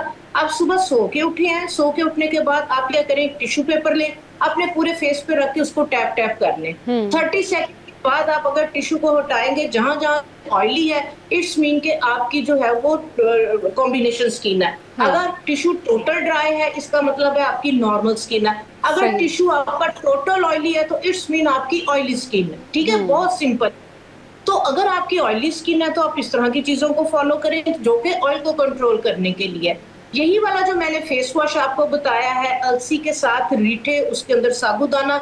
ऑयली स्किन है तो आप इसके अंदर साथ नीम के पत्ते ऐड कर लें, तो ये ऑयली स्किन के लिए जो है वो परफेक्ट हो जाएगी, ऑयल को भी कंट्रोल करेगी और आपकी स्किन के ऊपर किसी भी तरह की जो है वो एक्ने वगैरह ये वाले इशू नहीं होने देगी। एंटीसेप्टिक, एंटीबैक्टीरियल हो जाएगा। अगर आपकी ओवर ड्राई स्किन है तो आप इसी के अंदर जो है वो 2 टेबलस्पून साथ ग्लिसरीन डाल दें, तो ये ड्राई स्किन वालों के लिए जो है वो बेस्ट हो जाएगी। और अगर आपकी कॉम्बिनेशन स्किन है तो आप इन्हीं 3 चीजों को जो है वो फॉलो कर ले, तो इंशाल्लाह ताला जो है वो सबके लिए। आप देखें कि हर स्किन की नीड डिफरेंट हो गई, हर स्किन का प्रॉब्लम डिफरेंट हो गया, तो अगर आप इस तरह से चीजों को फॉलो करेंगे तो इंशाल्लाह ताला प्रॉब्लम नहीं होगी। दूसरे नंबर पे अगर स्किन है, एक्नी प्रोन स्किन है, गर्मी है, हाँ। आपके जो एक्टिव एक्नी बनती है, रेड दाने, पस वाले दाने, अगर ये आपका प्रॉब्लम है तो आप क्या करें कि आप 4 से 5 पत्ते नीम के जी। इसी तरह से हर महीने 8 दिन के लिए ले लें। मैं नहीं कहती हूँ कि आप रोज लें, सही। 8 दिन के लिए आप नीम के 4 या 5 पत्ते, अगर आप नहीं चबा सकते तो आप क्या करें, आप मुट्ठी भर नीम के पत्ते लें, उनको धो के उन्हें खुशक करके किसी टेबल पे फैला दें, वो ड्राई हो जाए, उसका जो है वो आप पाउडर बना लें। पाउडर बना के थोड़ा सा हनी मिक्स करके रख लें, सुबह उठ के ½ टीस्पून आप उसका लें, ऊपर से आप नीम गर्म पानी, बेशक उसमें थोड़ा सा लेमन डाल लें। ये आपके ऑयल को भी कंट्रोल करेगा, आपकी एक्नी किसी तरह से ठीक नहीं हो रही, आपकी एक्नी को ट्रीट करेगा। अगर आपके गट में कोई इशू है, क्योंकि जितनी प्रॉब्लम, इशू, मसले मसाइल ही आपके गट, आपके मैदे, आपके जो स्टमक से जो है वो होते हैं, अगर आपका डाइजेस्टिव सिस्टम डिस्टर्ब है, कॉन्स्टिपेशन है या कोई भी जो है वो प्रॉब्लम है, तो नीम के ये वाले पत्ते हर हफ्ते, हर महीने का पहला 5 दिन आप एक कैलेंडर पे लिख के रख लें कि मैंने जो है वो हर महीने 5 दिन के लिए लेना है। आप बिलीव करें, एक ही हफ्ता लेने से आपकी जो एक्नी वगैरह के इशू है वो ठीक हो जाएंगे। और दूसरे नंबर पे इसके इतने मैजिकल रिजल्ट है, आने वाले दिनों के अंदर, आने वाले वक्त के अंदर कोई भी जो क्रॉनिक डिजीज है आप उससे भी बचे रहेंगे। अब जिन लोगों की बहुत ड्राई स्किन है, अच्छा, ड्राई स्किन की बात करते हैं, आप ब्रेक लेते हैं, ब्रेक के बाद वापस आते हैं, फिर ड्राई स्किन वालों की बात करते हैं कि उनके लिए क्या रेमेडीज हैं, वो कैसे बेहतर कर सकते हैं अपनी स्किन को और स्मूथ कर सकते हैं। इस ब्रेक के बाद बात करते हैं।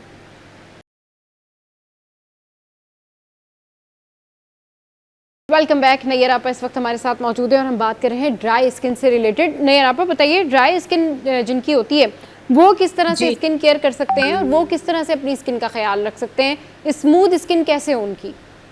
हाँ जी, उसके लिए क्या करें, आप जो है वो 1 पाव अलसी का ले लें, 1 पाव आप मंजस्टा पाउडर, ठीक है, ये पंसारी की दुकान से आपको इजीली मिल जाएगा और सस्ता तरीन है। ये दोनों चीजें तकरीबन आपकी मेरा ख्याल 200 या 300 में आ जाएंगी, जो कि आपका पूरा महीना चलेगी। सिंपल आपने ये वाली 2 चीजें ले ली, इसको आपने क्या करना है, अलसी को हल्का सा भून के इसका पाउडर बना ले, और जो मंजस्टा पाउडर है इसको भी आप पंसारी की दुकान से ही पिसवा के ले आए, क्योंकि ये थोड़ा सा हार्ड होता है, आपके ब्लेंडर में जो है ये नहीं पिसेगा। इन दोनों की बराबर क्वांटिटी, इसके अंदर आप थोड़ी सी चाहे तो मिश्री जो है वो ऐड करके रख लें। आप इसको जो है वो निहार मुंह और सोने से पहले आधी चाय की चम्मच के बराबर कंज्यूम करना शुरू कर दें। आप बिलीव करेंगे कि इसके साथ, क्योंकि जो मंजस्टा है ये जिन लोगों की बढ़ापे वाली स्किन है या जो बढ़ापे की तरफ जा रहे हैं, 30+ या 40+ है, ये आपकी स्किन के ऊपर झुर्रियां नहीं आने देगा, ड्राइनेस नहीं होने देगा, आपके हार्मोन्स अनबैलेंस नहीं होने देगा। प्लस जो खवातीन जो है वो 40+ के अंदर, मेनोपॉज के अंदर जा रही होती हैं, बाल उनके गिरना शुरू हो जाते हैं, उनका वेट जो है वो गेन होना शुरू हो जाता है, उनकी नजर कमजोर होना शुरू हो जाती है, जॉइंट्स वगैरह में पेन होना शुरू हो जाती है, ठीक है। ये उन चीजों को भी ट्रीट करेंगे, सिर्फ 2 चीजें, अलसी और मंजस्टा, ठीक है। इसका जो है वो 1 चाय का चम्मच, आप सुबह सो के उठे हैं तो आप क्या करें कि इसको बेशक हनी के अंदर मिक्स करके इसकी मजून सी बना के रख लें, 1 चाय की चम्मच ये लें, ऊपर से आप जो है वो नीम गर्म पानी ले लें, सिंपल टैप वाटर ले लें, ठंडा पानी नहीं लेना। अगर आप इसके अंदर साथ एक लेमन स्क्वीज कर लेंगे तो सोने पे सुहागा हो जाएगा।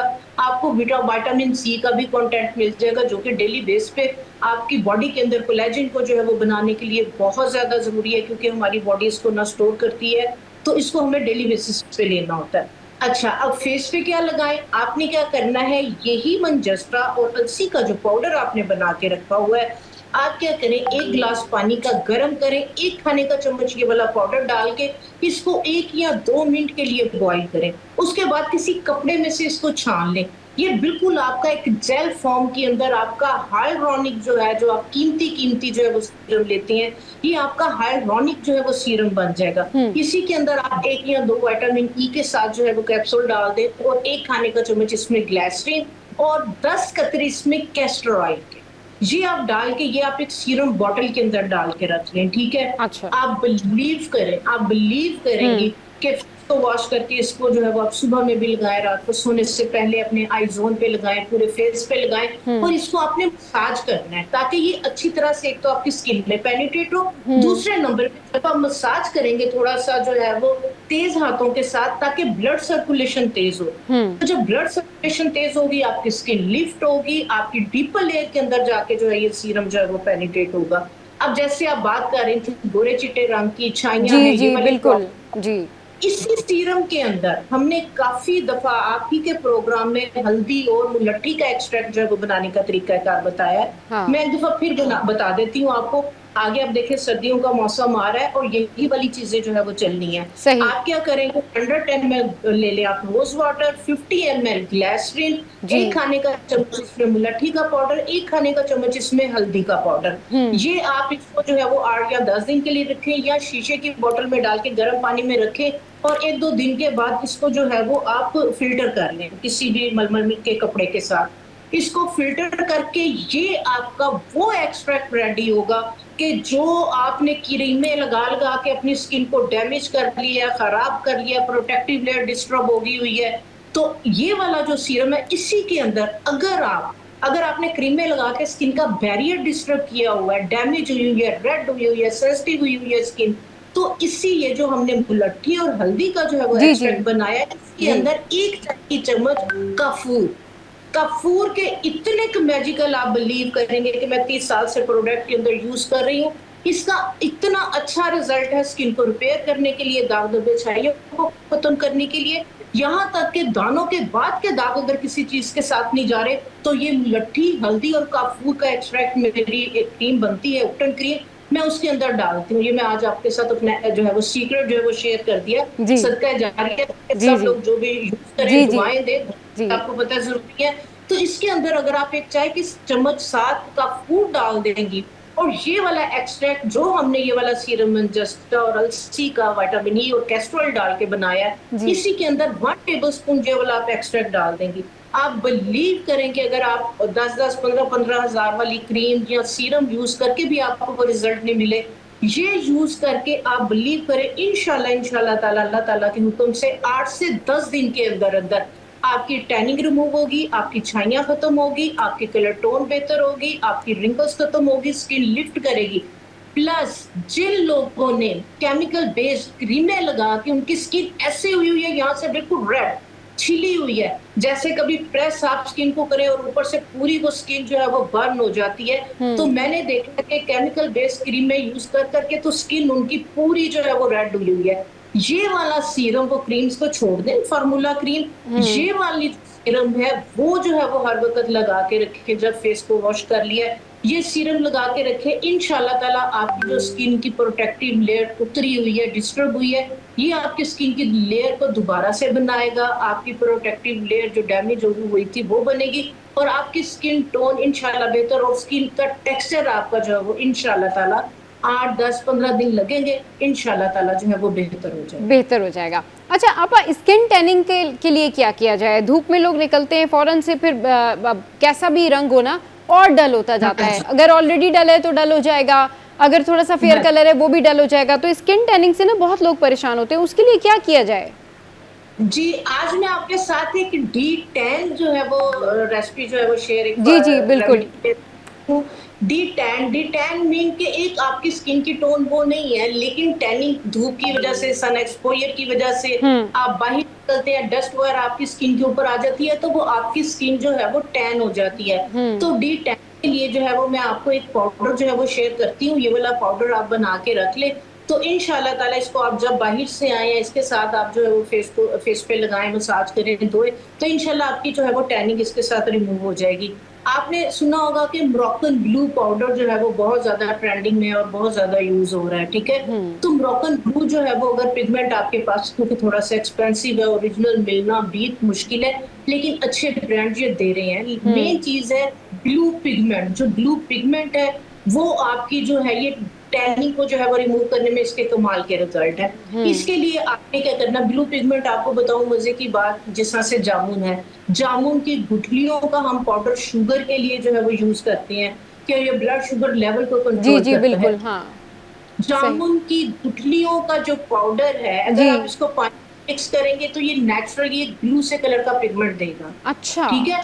सही। जी, क्योंकि ओके। जैसे ऊपर इसका जो है वो पर्पल सा वायलेट सा होता है, इसी तरह इसकी गुठली के अंदर भी इसका पिगमेंट है। अच्छा आपने अच्छा। क्या करना है, हाँ जी, आपने क्या करना है, जामुन की गुठलियाँ, अभी जामुन है मार्केट के अंदर खाएँ, जी। उसकी गुठलियों को धो के खुशक करके अंदर से ग्रीन कलर की गुठलियाँ निकलेंगी। उसका पाउडर बना के रख लें, नहीं तो पंसारी से लेके उसको ऊपर का शेल उतार के फिर पाउडर बनाना है। शेल के साथ आपने पाउडर नहीं बनाना। आपने क्या करना है, आधा कप जो है वो इसकी जामुन की गुठलियों का पाउडर लेना है, जी। आधा कप आपने मसूर की दाल का पाउडर लेना है, आधा कप आपने मसूर की दाल का पाउडर लेना है, ये तीनों का आपने आधा-आधा कप ले लिए। ठीक हम्म। है? इसके अंदर आपने क्या करना है, 1 चाय की चम्मच के बराबर हल्दी और 1 खाने का चम्मच मुलट्ठी पाउडर। हम्म। ठीक है? और फिर एक दफ़ा कहूँगी कि 1 खाने का चम्मच इसमें का फूड का पाउडर ज़रूर आप डालें।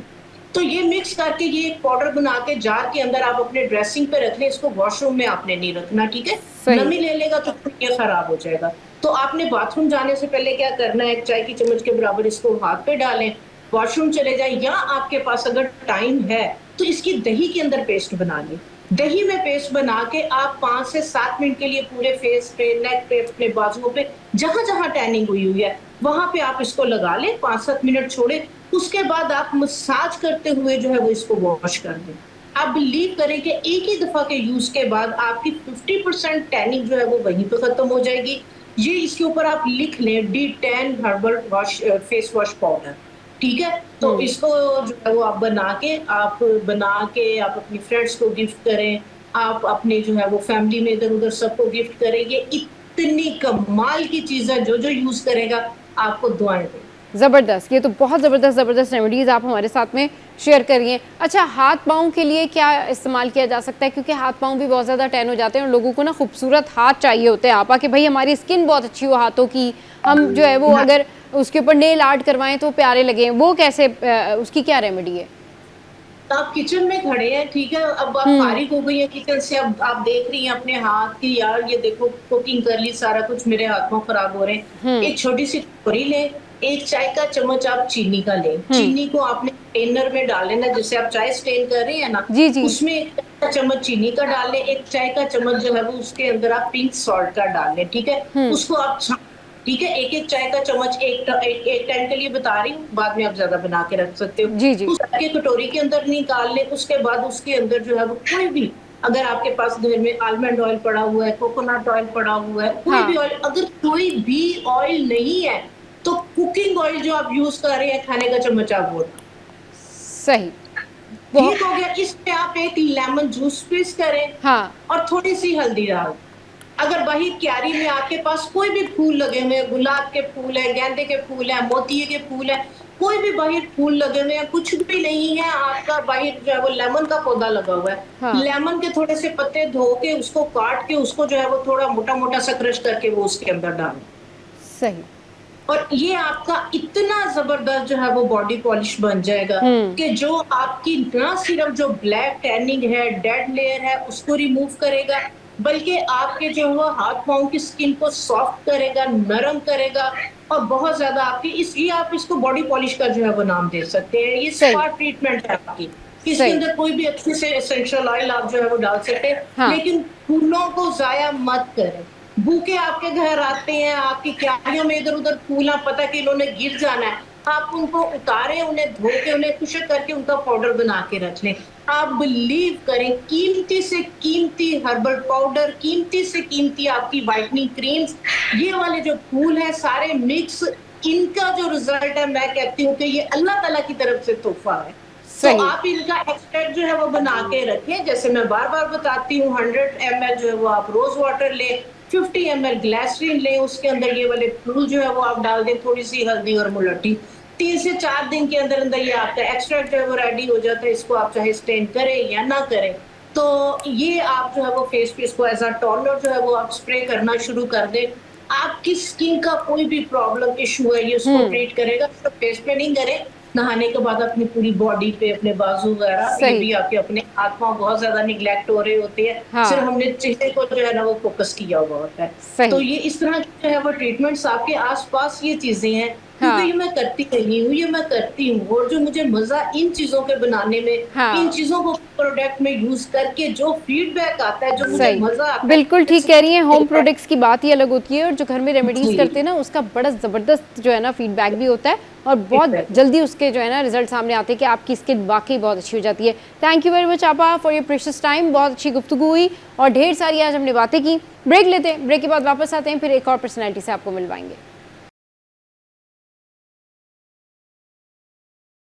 Welcome back. अब कुछ बात कर लेते हैं हम कि जो स्ट्रोक होता है वो लोगों में बहुत ज़्यादा अब कॉमन होता जा रहा है। लोगों में फालिज की जो शरह है वो बढ़ रही है, यानी एक हिस्सा पैरालाइज हो जाना, अचानक से एक हिस्से के साथ जो है ऐसी नमनेस या डलनेस हो जाना कि वो काम नहीं करता। इसकी कई वजूहात हो सकती हैं, एंजाइटी है, डिप्रेशन है, टेंशन है। ये तो वो मेन कॉजेज़ हैं जिनके हवाले से आपको डॉक्टर्स भी कहते हैं कि अगर आपके साथ ये तीनों चीज़ें हैं, डिप्रेशन है, एंजाइटी है, हर वक्त का स्ट्रेस है, क्योंकि स्ट्रेस जो है उसकी कॉम्प्लिकेटेड फॉर्म डिप्रेशन है। डिप्रेशन में या तो कुछ लोग तन्हा हो जाते हैं, या फिर उनकी जो है वो लाइफस्टाइल थोड़ा बिल्कुल ही चेंज हो जाता है। वो फिर अजीबोगरीब सी बातें करने लग जाते हैं, वो हर किसी के साथ में डिफरेंट प्ले करने लग जाते हैं। उनकी पर्सनैलिटी जो है वो समझ ही नहीं आती है किसी को कि किस तरह की पर्सनैलिटी है। ये भी एक डिप्रेशन की टर्म होती है। बट ये सारे कॉजेज़ जो होते हैं आपकी पर्सनैलिटी पे ओवरऑल इम्पैक्ट डालते हैं। इसकी वजह से आपके जो है वो बॉडी के जो सिस्टम है ओवरऑल वो भी मुतासर होता है, आपका मूड चेंज होता है। और जब आपकी बॉडी में बहुत सारे चेंजेस हो रहे हों, आपका नर्वस सिस्टम बहुत ज़्यादा स्ट्रेस का शिकार हो, तो फिर ये स्ट्रोक भी होता है। इसकी मेन वजूहात क्या हैं, इसके साइन एंड सिम्टम क्या हैं, इसको कैसे रोका जा सकता है, इस पर बात करने के लिए हमें ज्वाइन किया हफ्सा नज़ीर ने, जो कि हेल्थ एक्सपर्ट है। उनको शो में वेलकम करते हैं। अस्सलाम वालेकुम हफ्सा, कैसी हैं आप? ठीक ठाक हैं? Good morning. वालेकुम अस्सलाम, good morning, thank you so much, I am good अल्हम्दुलिल्लाह। अच्छा, हफ्सा ये बताइए कि इसकी अर्ली साइन एंड सिम्टम क्या हैं, क्या वार्निंग्स हैं कि अगर किसी को फालिज आता है तो उससे पहले क्या चेंजेस आते हैं बॉडी में? अच्छा, सबसे पहले तो आपने ये ख्याल रखना है कि जिनकी फैमिली हिस्ट्री है, मिसाल के तौर पे अगर फैमिली में मदर साइड में किसी मामू को, खाला को, नाना को, नानी को, किसी को भी स्ट्रोक की हिस्ट्री है, तो आपने बहुत ज्यादा ख्याल रखना है। जब आप 20 साल से ऊपर हो गए हैं तो ये आप हो सकता है। इसी तरह अगर फादर साइड पे आपको रिस्क ज्यादा है, अगर किसी ताया को या फुफ्फो को, दादा को, किसी को भी है, तो आपको रिस्क फैक्टर ज्यादा है। सेकेंड, अगर आपकी फैमिली में ब्लड प्रेशर की हिस्ट्री है, मतलब किसी को हाइपरटेंशन ऑलरेडी है, तो आपने 20 साल से 30 साल के दरमियान में ही अपना ब्लड प्रेशर जो है वो मॉनिटर करना शुरू कर देना है। हाँ। क्योंकि स्ट्रोक की जो मेजर रीजन है 70 to 80% ये उन्हीं पेशेंट्स को होता है जिनका ब्लड प्रेशर जो है वो अनकंट्रोल्ड होता है, कंट्रोल नहीं हो पाता। सही, उसके बिल्कुल। बाद बहुत सारे पेशेंट्स जो जिनका ब्लड थिक हो जाता है, वो मॉनिटर नहीं करते, कोई सीबीसी नहीं होती क्योंकि ब्लड प्रेशर की वजह से, या कुछ दिल की वजूहात हैं, जिनका कोलेस्ट्रॉल बढ़ जाता है, उन डिफरेंट वजूहात की वजह से जो है वो ब्लड थिक होना शुरू हो जाता है। खुदा ना खास्ता जो ब्रेन की तरफ सप्लाई होती है, जो हमारी खून की नालियां ब्रेन की तरफ ब्लड लेके जा रही होती हैं, उनमें किसी किस्म का कोई क्लॉट आ सकता है, जिसकी वजह से वो क्लॉट की वजह से आता कुछ सेकंड में, ये जो सीवीए है या स्ट्रोक जिसे हम कहते हैं, ये कुछ टाइम के लिए वो ब्लड का जो क्लॉट है वो जमता है, और उस टाइम पे आपकी वो साइड पूरी की पूरी पैरालाइज हो जाती है। और जब आपको होके खत्म भी हो जाता है, तो आप ये ना सोचें कि अब हम ये तो बस जो अटैक था वो पेशेंट माशाल्लाह से जिंदा है, ठीक है, लेकिन आपने इसके बाद भी फौरन से हॉस्पिटल जाना है। और एहतियात जो है वो इलाज से बेहतर है। अगर मैंने पहले बताया कि आपकी फैमिली हिस्ट्री में ये मसला है, आपको ब्लड प्रेशर हाई हो रहा है, या आपकी फैमिली में किसी को भी दिल की बीमारी हो रही है, या आपको 1 महीना पहले, 1.5 महीना पहले अचानक से महसूस होता है कि हमारा जबड़ा मुंह का दर्द कर रहा है, या मुंह का जबड़ा थोड़ा सा टेढ़ा नजर आता है, या आपको आंखों में फर्क आना शुरू हो जाता है कि अगर आपको एक आंख छोटी लग रही है, दूसरी बड़ी लग रही है, और आपकी आंख में दर्द है, या किसी भी एक साइड का बाजू, हाथ, पांव, टांग आपको सुन होती महसूस हो रही है, आपको कोई भी हाथ या पांव या टांग जो है वो आपको कमजोर महसूस हो रही है, आपको कोई चक्कर ज्यादा आ रहे हैं, आपकी नजर में धुंधलापन हो रहा है, तो ये सारे के सारे साइन एंड सिम्टम्स जो हैं वो हो सकते हैं। इसके अलावा स्ट्रोक का एक बहुत क्लियर जो सिम्टम है वो ये है कि आपकी जबान लड़खड़ाना शुरू कर जाती है। स्ट्रोक होने से चंद घंटे पहले जो है वो आपकी जबान लड़खड़ाती है। हाँ। आप जो बात जा रहे होते हैं, आपसे वो बात नहीं की जा रही होती। तो मेमोरी लॉस होना और ज़ुबान लड़खड़ाना और बात ना की जाना, ये भी बहुत ज़्यादा क्लियर सिम्पटम हो सकता है कि खुदा ना खास्ता आपकी बॉडी स्ट्रोक की तरफ जा रही है। आपको बोलने में कोई डिफ़िकल्टी हो रही है, आपको चलने में कोई डिफ़िकल्टी हो रही है, आपको मुँह टेढ़ा होता है, जॉ में यानी जबड़े में दर्द नज़र आ रहा है, कनपट्टी में या हाथ या पाँव आपका सुन्न हो रहा है, तो ये बहुत बड़ी इलामत है। तो आपने इसको इग्नोर नहीं करना, फ़ौरन से इसका फ़ॉलो-अप करना है और डॉक्टर के पास चले जाना है। हो सकता है कि स्ट्रोक होने से पहले ही आपको कंट्रोल किया जा सके, आपकी ब्लड की सर्कुलेशन कंट्रोल कर ली जाए या आपको प्री ट्रीटमेंट दे दिए जाएँ कि आपको फालिज से बचा सके। सही। अच्छा, इसकी प्रिवेंशन क्या है? इससे कैसे बचा जा सकता है? प्रिवेंशन और ये बहुत होता ज़्यादा क्यों है?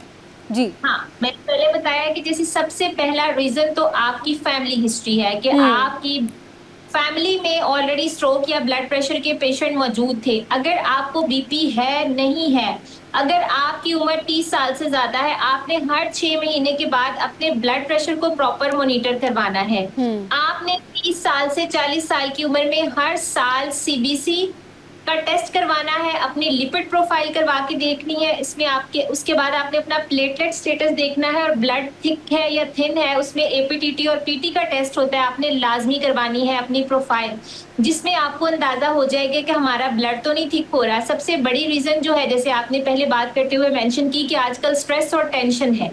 स्ट्रेस तरह से आपका ब्रेन इफेक्ट हो सकता है। उसमें ये कि आपकी ब्रेन में जो प्रेशर आता है वो ब्लड प्रेशर ही अनकंट्रोल्ड होने की वजह से आता है। हमारा पाकिस्तान में 3 in 1 मतलब हर तीसरे में से एक बंदा अबव 35 ईयर वो हाइपरटेंसिव है और उनमें से 3 in 1 की रेशो ये है कि जिनको पता भी नहीं है हमें ब्लड प्रेशर है। बहुत सारे पेशेंट जब हॉस्पिटल में हमारे पास आते हैं, जब उनको स्ट्रोक हो चुका होता है, तब उनको हम उनका ब्लड प्रेशर मॉनिटर करते हैं तो वो 200 300 उनका ब्लड प्रेशर आता है और उससे पहले उन्होंने कभी ब्लड प्रेशर चेक ही नहीं किया होता और वो कहते हैं कि हमारा तो ब्लड प्रेशर कभी बढ़ा ही नहीं था। तो क्योंकि ब्लड प्रेशर खुद से कोई भी सिम्टम लेके नहीं आता, मेरा या आपका बीपी बढ़ा है, अगर स्टार्टिंग में बढ़ना शुरू हो तो हमें कुछ नहीं पता चलेगा। जब बहुत हाई रहने लग जाएगा उसके बाद हमें महसूस होगा कि हमारा सर दर्द कर रहा है या हमें कुछ ना कुछ सिम्टम चेंज होना शुरू हो जाएंगे। इस तरह शुगर बहुत बड़ा रीजन हो सकता है। वो पेशेंट जिनकी शुगर ज्यादा हो उनको बहुत चांसेस होती है कि उनको फालिज हो सकता है। जिनके जिगर पे चर्बी होती है, फैटी लिवर वाले पेशेंट्स को बहुत ज्यादा चांसेस हो सकते हैं कि जब उनकी लिपिड प्रोफाइल यानी कि कोलेस्ट्रॉल की सारी प्रोफाइल बढ़ती है तो उनको फालिज का खतरा है। मोटे लोगों को मोटापे की वजह से फालिज होने का बहुत ज्यादा खतरा हो सकता है। वो लोग जो अपने खाने में नमक का इस्तेमाल बहुत ज्यादा करते हैं उनको फालिज का खतरा हो सकता है। अभी कुछ लेटेस्ट रिसर्च पेपर ये भी कहते हैं कि वो लोग जो कानों में बहुत ज्यादा हेडफोन लगा के बहुत ऊंची आवाज में सुनते हैं और स्क्रीन का इस्तेमाल बहुत ज्यादा करते हैं, उनकी नर्व जो है वो विद टाइम डैमेज होना शुरू हो जाती हैं, जो कि स्ट्रोक का बाइस बन सकती हैं। क्योंकि मोस्टली जिन लोगों का स्क्रीन टाइम ज्यादा है उनकी आउटडोर एक्टिविटी बहुत कम होती है, उनकी लाइफस्टाइल में वॉक वगैरह नहीं होती, बहुत सेडेंटरी लाइफस्टाइल होता है। तो ये एक बहुत बड़ा हो सकता है जिसकी वजह से आपको स्ट्रोक का खतरा हो सकता है। और आपको पता है कि अब तो कोई एज लिमिट भी नहीं, मैंने जो लेटेस्ट अर्लीस्ट केस अपने हॉस्पिटल में देखा है स्ट्रोक का, 19 ईयर्स का एक बच्चा बिल्कुल तंदुरुस्त, बिल्कुल जो कि जिम भी प्रॉपर कर रहा था। ही सेज कि उसका ये क्लेम है कि मैं तो एक्सरसाइज भी 1.5 साल से कर रहा हूँ, लेकिन उसने ओवर यूज स्टीरॉइड्स का किया। उसने कुछ स्टीरॉइड्स खाए जो जिम बनाने वाले, बॉडी बनाने वाले बच्चों को बहुत ज्यादा शौक होता है, आजकल की जनरेशन को तो बहुत ज्यादा है। और वहां पे जिम में मुख्तलिफ किस्म के ट्रेनर्स होते हैं जो बगैर कैलकुलेशन के, जिनको पता नहीं है कितनी मिकदार में कौन सा पाउडर देना है, तो वो उन्होंने कुछ स्टीरॉइड के पाउडर, उसको एक्सेसिव, जैसे बच्चा था उसको बहुत शौक था कि जल्दी हो जाए, उसने एक्सेसिव पाउडर यूज किए तो जिसकी वजह से उसको स्ट्रोक हुआ है और 2 साल तक उस बच्चे की रिकवरी नहीं हो सकी। ये 2 इयर्स बैक बात है। तो ये भी एक स्टीरॉइड का जो यूज है ये भी एक बहुत बड़ा रीजन हो सकता है। सही। अच्छा, आपने स्टेरॉइड्स की बात की, आपने कहा कि जो लोग ज़्यादा हेडफोन्स का इस्तेमाल करते हैं उनमें भी हो सकता है, इसके अलावा दीगर चीज़ें भी आपने बताई। ये तो चले वो हो गया कि जिसकी वजह से ये हार्मफुल हो सकता है और ये फालिज हो सकता है और इससे लोगों को वाकई एहतियात करनी चाहिए। ये बताएं कि इसकी प्रिवेंशन कैसे है? अगर किसी को फालिज हो गया है खुदा ना खास्ता तो उसकी ट्रीटमेंट क्या है, उसके लिए फिर क्या करें? मतलब खुदा ना खास्ता जैसे ही आपको फालिज हुआ है या खुदा ना खास्ता आपके घर में जिस फैमिली में नजर आता है, आपने 1 मिनट भी इंतजार नहीं करना और हॉस्पिटल अपने पेशेंट को ले जाना है। ठीक है, फौरन फर्स्ट एड देनी है। पोस्ट सीवीए जो ट्रीटमेंट है, अगर आपका एमआरआई जाके किया जाता है, बहुत सारे पेशेंट्स एमआरआई नहीं करवाते कि अब तो हो गया। उस एमआरआई का, उस सीटी स्कैन का मतलब ये होता है कि डॉक्टर ने देखना है कि किस नोयत का क्लॉट था, क्योंकि फालज क्लॉट आने की वजह से भी हो सकता है, खुदा ना खास्ता कोई इंटरनल ब्लीडिंग या हेमरेज हो जाए उस वजह से भी हो सकता है। फौरन से सीटी स्कैन करवाना है, डॉक्टर के फॉलोअप पे फौरन से एमआरआई स्कैन करवाना है, और आपने अपने पेशेंट को 3 से 4 दिन के लिए हॉस्पिटल में एडमिट करवा देना है।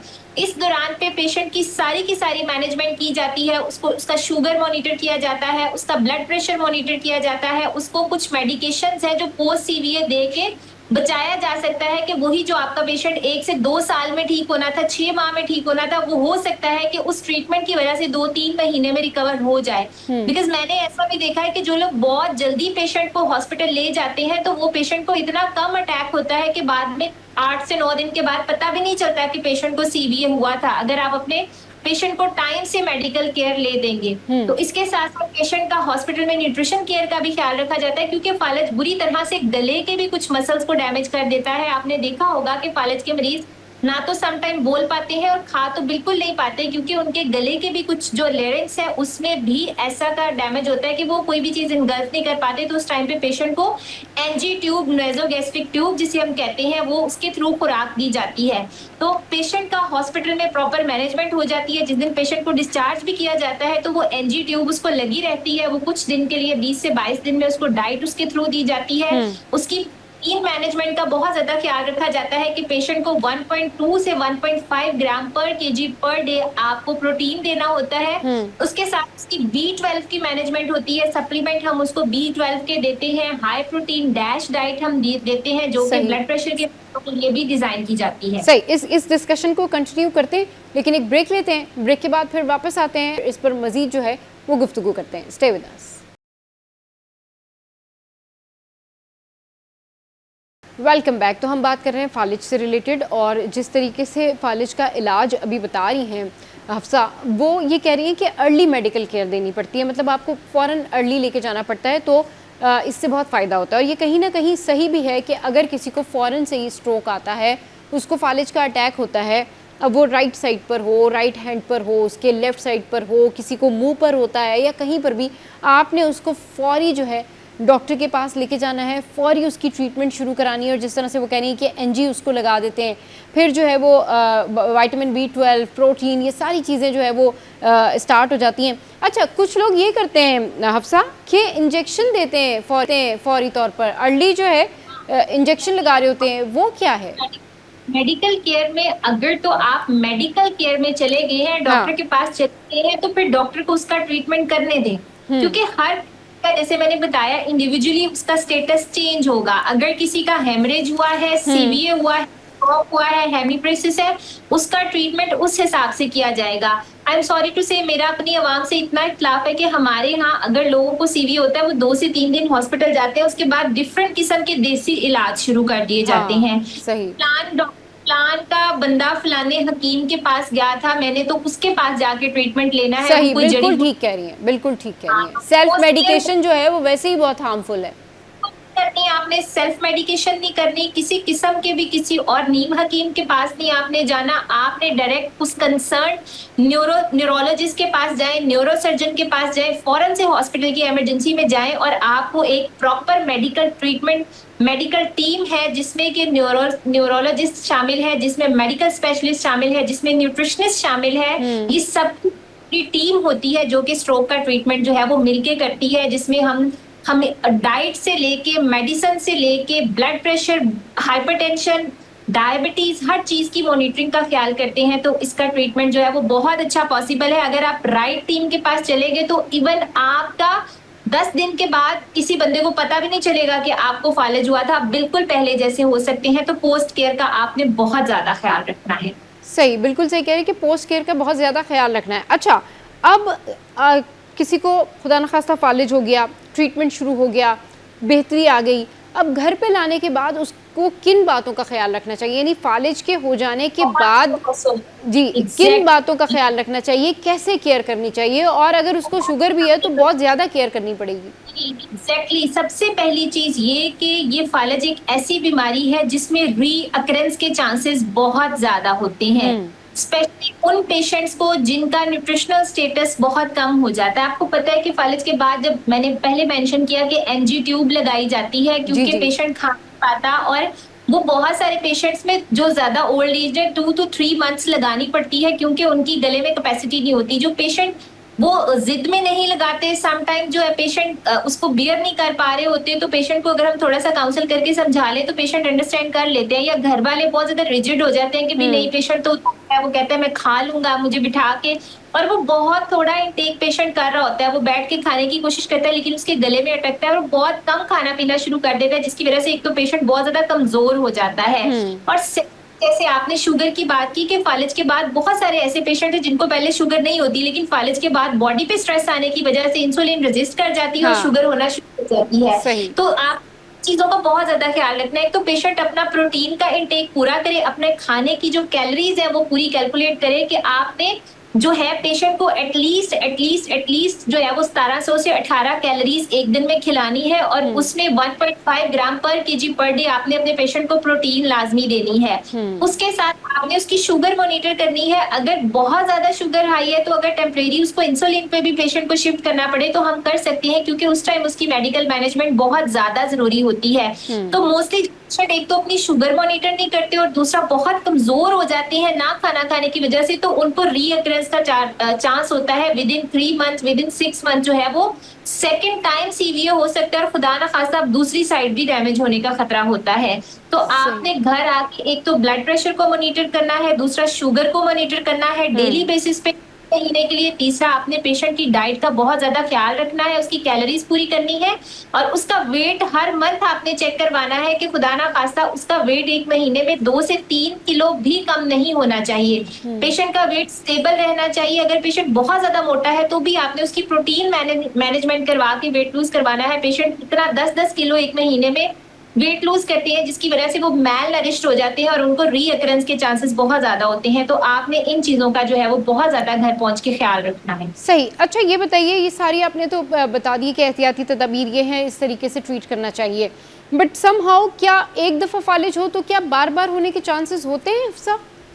जी चांसेस, ये ऐसी है बीमारी, अल्लाह ताला सबको बचाए, हाँ महफूज रखे, बिल्कुल सबको बचाए इस चीजों से, लेकिन इसमें रीअकरेंस के चांसेस बहुत ज्यादा होते हैं, क्योंकि हमारा जो पाकिस्तान का सबसे बड़ा मसला है ना, और मेरा भी अपने पेशेंट से इख्तलाफ रहता है, वो यही कि जब बेड पे जाते हैं ना तभी अपना ख्याल रखते हैं, जब बिस्तर पे लग जाएंगे तब अपना ख्याल रखेंगे, जैसे ही बेहतरी आती है, रिकवरी होती है, डॉक्टर्स का विजिट नहीं करते।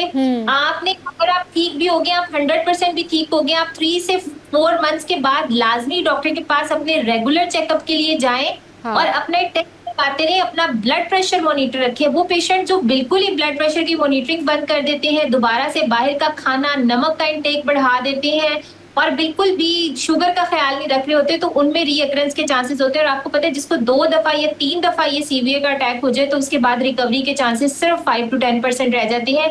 फिर पेशेंट जो है वो दोबारा से बहुत ज्यादा बेहतर तरीके से चल नहीं पाता और वो बहुत ज्यादा जो है वो सीरियस हो जाता है। सही। अच्छा इसमें जो लैब टेस्ट हैं वो कब कब करवाने चाहिए? बिफोर फालिज अगर किसी को फील हो कि ये सिम्टम वही हैं, और आफ्टर फालिज किस तरह से ये सारे टेस्ट वगैरह करवाने चाहिए, और डाइट में क्या कुछ करना चाहिए, डाइट में क्या लेना चाहिए? जी माय सजेशन कि अगर आप 30 से ऊपर चले गए हैं ना और आपको कोई भी बीमारी नहीं है, आप फिर भी हर 6 माह बाद अपनी एक लिपिड प्रोफाइल, अपनी अपने इलेक्ट्रोलाइट्स जो है ये करवाएं लाजमी, ताकि आपको पता हो कि आपकी बॉडी का स्टेटस क्या है। ब्लड प्रेशर हर वीक जाके अपना चेक करवाएं, मॉनिटर करें। अगर आपका ब्लड प्रेशर बॉर्डर लाइन पे आ रहा है तो कोशिश करें कि वीक में 2 दफा अपना ब्लड प्रेशर जो है वो लाजमी मॉनिटर करें। डाइट के जब हम बात करते हैं लाइफस्टाइल में, एक तो हल्की फुल्की स्ट्रेचिंग और वॉक अपनी लाइफ में लाजमी शामिल करें, इक्वली ही इफेक्ट होते हैं। परसों चौथ मेरे क्लिनिक पे भी एक बड़े ओल्ड अंकल हैं, उन्होंने विजिट किया और वो बहुत ज्यादा डिसार्ड थे जब वो लास्ट मंथ आए थे, तो मैंने उनको थोड़ा काउंसिल किया, उनका अच्छा न्यूट्रिशन प्लान बनाया, उनको साथ विटामिन चाहिए। तो वो जैसे इंसान जिंदगी से ही परेशान होता है कि पता नहीं मैं ठीक होऊंगा या मैं नहीं ठीक होऊंगा, उनको एक्सरसाइजेस प्रॉपर रिकमेंड करवाई हाँ। और उसके बाद उनको बहुत ज्यादा माशाल्लाह से रिकवरी हुई है। 1 महीने के अंदर अंदर उनको मैंने बहुत ज्यादा काउंसल करके बताया कि ये बीमारी है। आपने सबसे पहले तो अपने पेशेंट को समझाना है कि सीवीओ होता क्या है, कि ये आपके मसल अब कुछ टाइम के लिए डेड है लेकिन ये हमेशा के लिए नहीं। अल्लाह ताला ने मौत के अलावा हर बीमारी का इलाज रखा हुआ है, हर बीमारी का इलाज मौजूद है और अल्लाह ताला ने हमारी बॉडी में कैपेसिटी रखी है कि हर प्रॉब्लम के बाद हमारी बॉडी खुद को रिन्यू कर सकती है। तो मैंने उन अंकल को पूरा काउंसिल करके एक प्लान बना के समझाया कि देखें ये इस तरह से बीमारी आई है, अब एक एक दिन आपने जो है वो रिकवरी की तरफ जाना है। और वो दोबारा से 2-3 डेज बैक उन्होंने मुझे विजिट किया, वो पहली दफा स्टिक से चल रहे थे, वो खुद चल के आए और वो माशाल्लाह से बहुत ज्यादा ठीक थे। मॉनिटरिंग में प्रॉपर एक तो अपनी मेडिसिन का बहुत ज्यादा ख्याल रखा, दूसरा उन्होंने डाइट का बहुत ज्यादा ख्याल रखा, तीसरा उन्होंने सप्लीमेंटेशन जो है वो अपनी डाइट में शामिल की, चौथा एक्सरसाइज की है, तो वो दोबारा से माशाल्लाह ठीक हो गए थे। तो यही कि पेशेंट को होप दें कि कोई भी बीमारी जो है वो लाइलाज नहीं है, साइंस बहुत तरक्की कर गई है। हाँ। बस आप वो डॉक्टर की हिदायत को फॉलो करना है। सही। अच्छा, फालिज से बचने के लिए जो है वो क्या करना चाहिए, मतलब अपने लाइफस्टाइल को कैसे रखना चाहिए? लाइफस्टाइल को एक्टिव रखें, अपनी स्क्रीन टाइम को कम करें, जितनी ये माइक्रोवेव की रेडिएशन, ये जितनी भी रेडिएशन है इनसे मैक्सिमम अपने आप को बचाएं। ये हेडफोन्स का इस्तेमाल, ये ब्लूटूथ डिवाइसेस जितनी भी हैं इसका इस्तेमाल कम करें। अपने टीवी का वॉल्यूम डाउन रखें, कार में गाने सुन रहे हैं वॉल्यूम डाउन रखें, ये हर तरह से आपके ब्रेन को स्ट्रेस दे रहा है। डेली हल्की फुल्की वर्जिश को अपना रूटीन बनाएं, घर का खाना खाएं और उससे भी जो इम्पोर्टेंट है वो आपका स्लीपिंग पैटर्न है कि अपना सर्कैडियन रिदम जो है उसको ठीक रखें, रात को टाइम से सोएं, सुबह को जल्दी उठें, जिससे आपकी बॉडी मैक्सिमम इम्यून होती है, आपकी बॉडी खुद को रिपेयर करती है और आपको इस तरह की बीमारी होने के चांसेस बहुत कम हो जाते हैं। सही। Thank you very much Hafsa for your precious time. बहुत ज़बरदस्त बात हुई और बहुत तरीके से जो है एलेबरेट किया है हफ्सा ने। ब्रेक लेते हैं, ब्रेक के बाद वापस आते हैं, फिर एक और टॉपिक आपके साथ में शेयर करेंगे।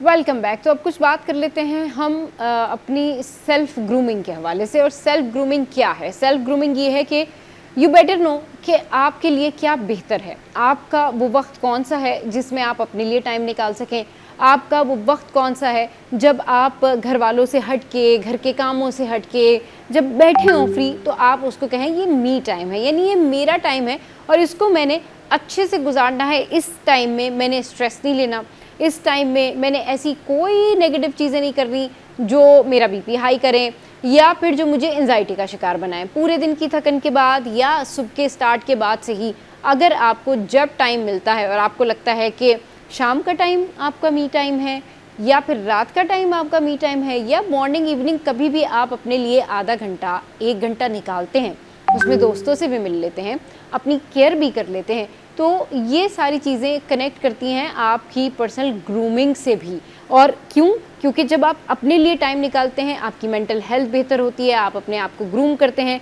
तो मी टाइम न सिर्फ आपकी ग्रूमिंग के लिए अच्छा है, आपकी मेंटल हेल्थ के लिए अच्छा है, बल्कि ये आपके कम्युनिकेशन स्किल को भी बढ़ा देता है, क्योंकि इस टाइम में बैठ के आप अपनी तमाम दोस्तों से, कज़न से, बहनों से बात कर सकते हैं। अब इसकी क्या इंपॉर्टेंस है लाइफ में, और जो ख़वातीन अपने लिए वक्त नहीं निकालती हैं उनके ऊपर इसका क्या इम्पैक्ट होता है, इस पर बात करने के लिए सारा हमारे साथ मौजूद हैं। सारा अशरफ जो कि मोटिवेशन स्पीकर हैं, उनको शो में वेलकम करते हैं। अस्सलाम वालेकुम सारा, गुड मॉर्निंग, कैसी हैं आप? वालेकुम अस्सलाम, अल्लाह का शुक्र, ठीक ठाक, आप सुनाएं? मैं बिल्कुल ठीक ठाक। सारा ये बताइए कि बाकी ख़वातीन के लिहाज से मी टाइम पर बात करने से पहले मैं आपसे पूछूंगी, आप अपने लिए मी टाइम निकालती हैं और कैसे निकालती हैं, और वो टाइम आप कैसे गुजारती हैं, क्या कुछ करती हैं उसमें आप? ठीक है। अच्छा, इससे पहले मैं आपको एक छोटी सी हिस्ट्री बताती हूँ। श्योर। जब मैं ऑफिस जाती थी जी। तो मैं मी टाइम की वैल्यू नहीं समझती थी। मुझे लगता था नहीं, हमें काम करना है और बस काम करना है और बस काम करना है। हाँ। लेकिन इतना बर्नआउट हो जाता था, अक्सर बीमार हो जाती थी, टेंशन, डिप्रेशन, ये सब हो जाता था। हाँ। फिर मैंने मी टाइम के लिए एक स्पेसिफिक टाइम अलॉट कर दिया।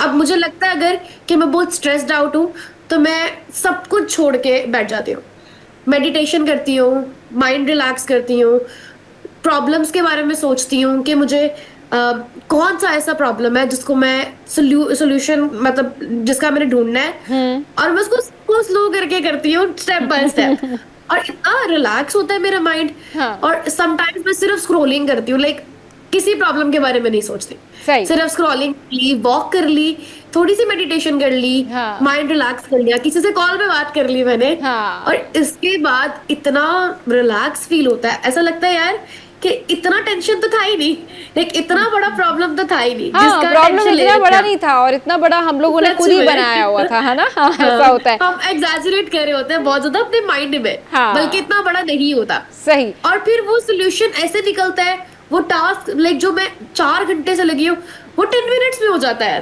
तो me time is very important for me. मैं तो जब एग्जॉस्ट होती हूँ मैं सब कुछ छोड़ देती हूँ, वॉक पे चली जाती हूँ, माइंड रिलैक्स करती हूँ, बिल्कुल मेडिटेशन में चली जाती हूँ, लाइक किसी से बात नहीं करती, समटाइम्स फ्रेंड्स से ही बात करती हूँ। तो मुझे जो उस सिचुएशन में अच्छा लगता है मैं वो लाजमी करती हूँ, सही, और बिल्कुल। इससे मैं बहुत रिलैक्स फील करती हूँ। हाँ, अच्छा, कुछ लोग अपने पूरे दिन में ना स्मॉल मी टाइम भी निकाल रहे होते हैं, उस पर बात करेंगे।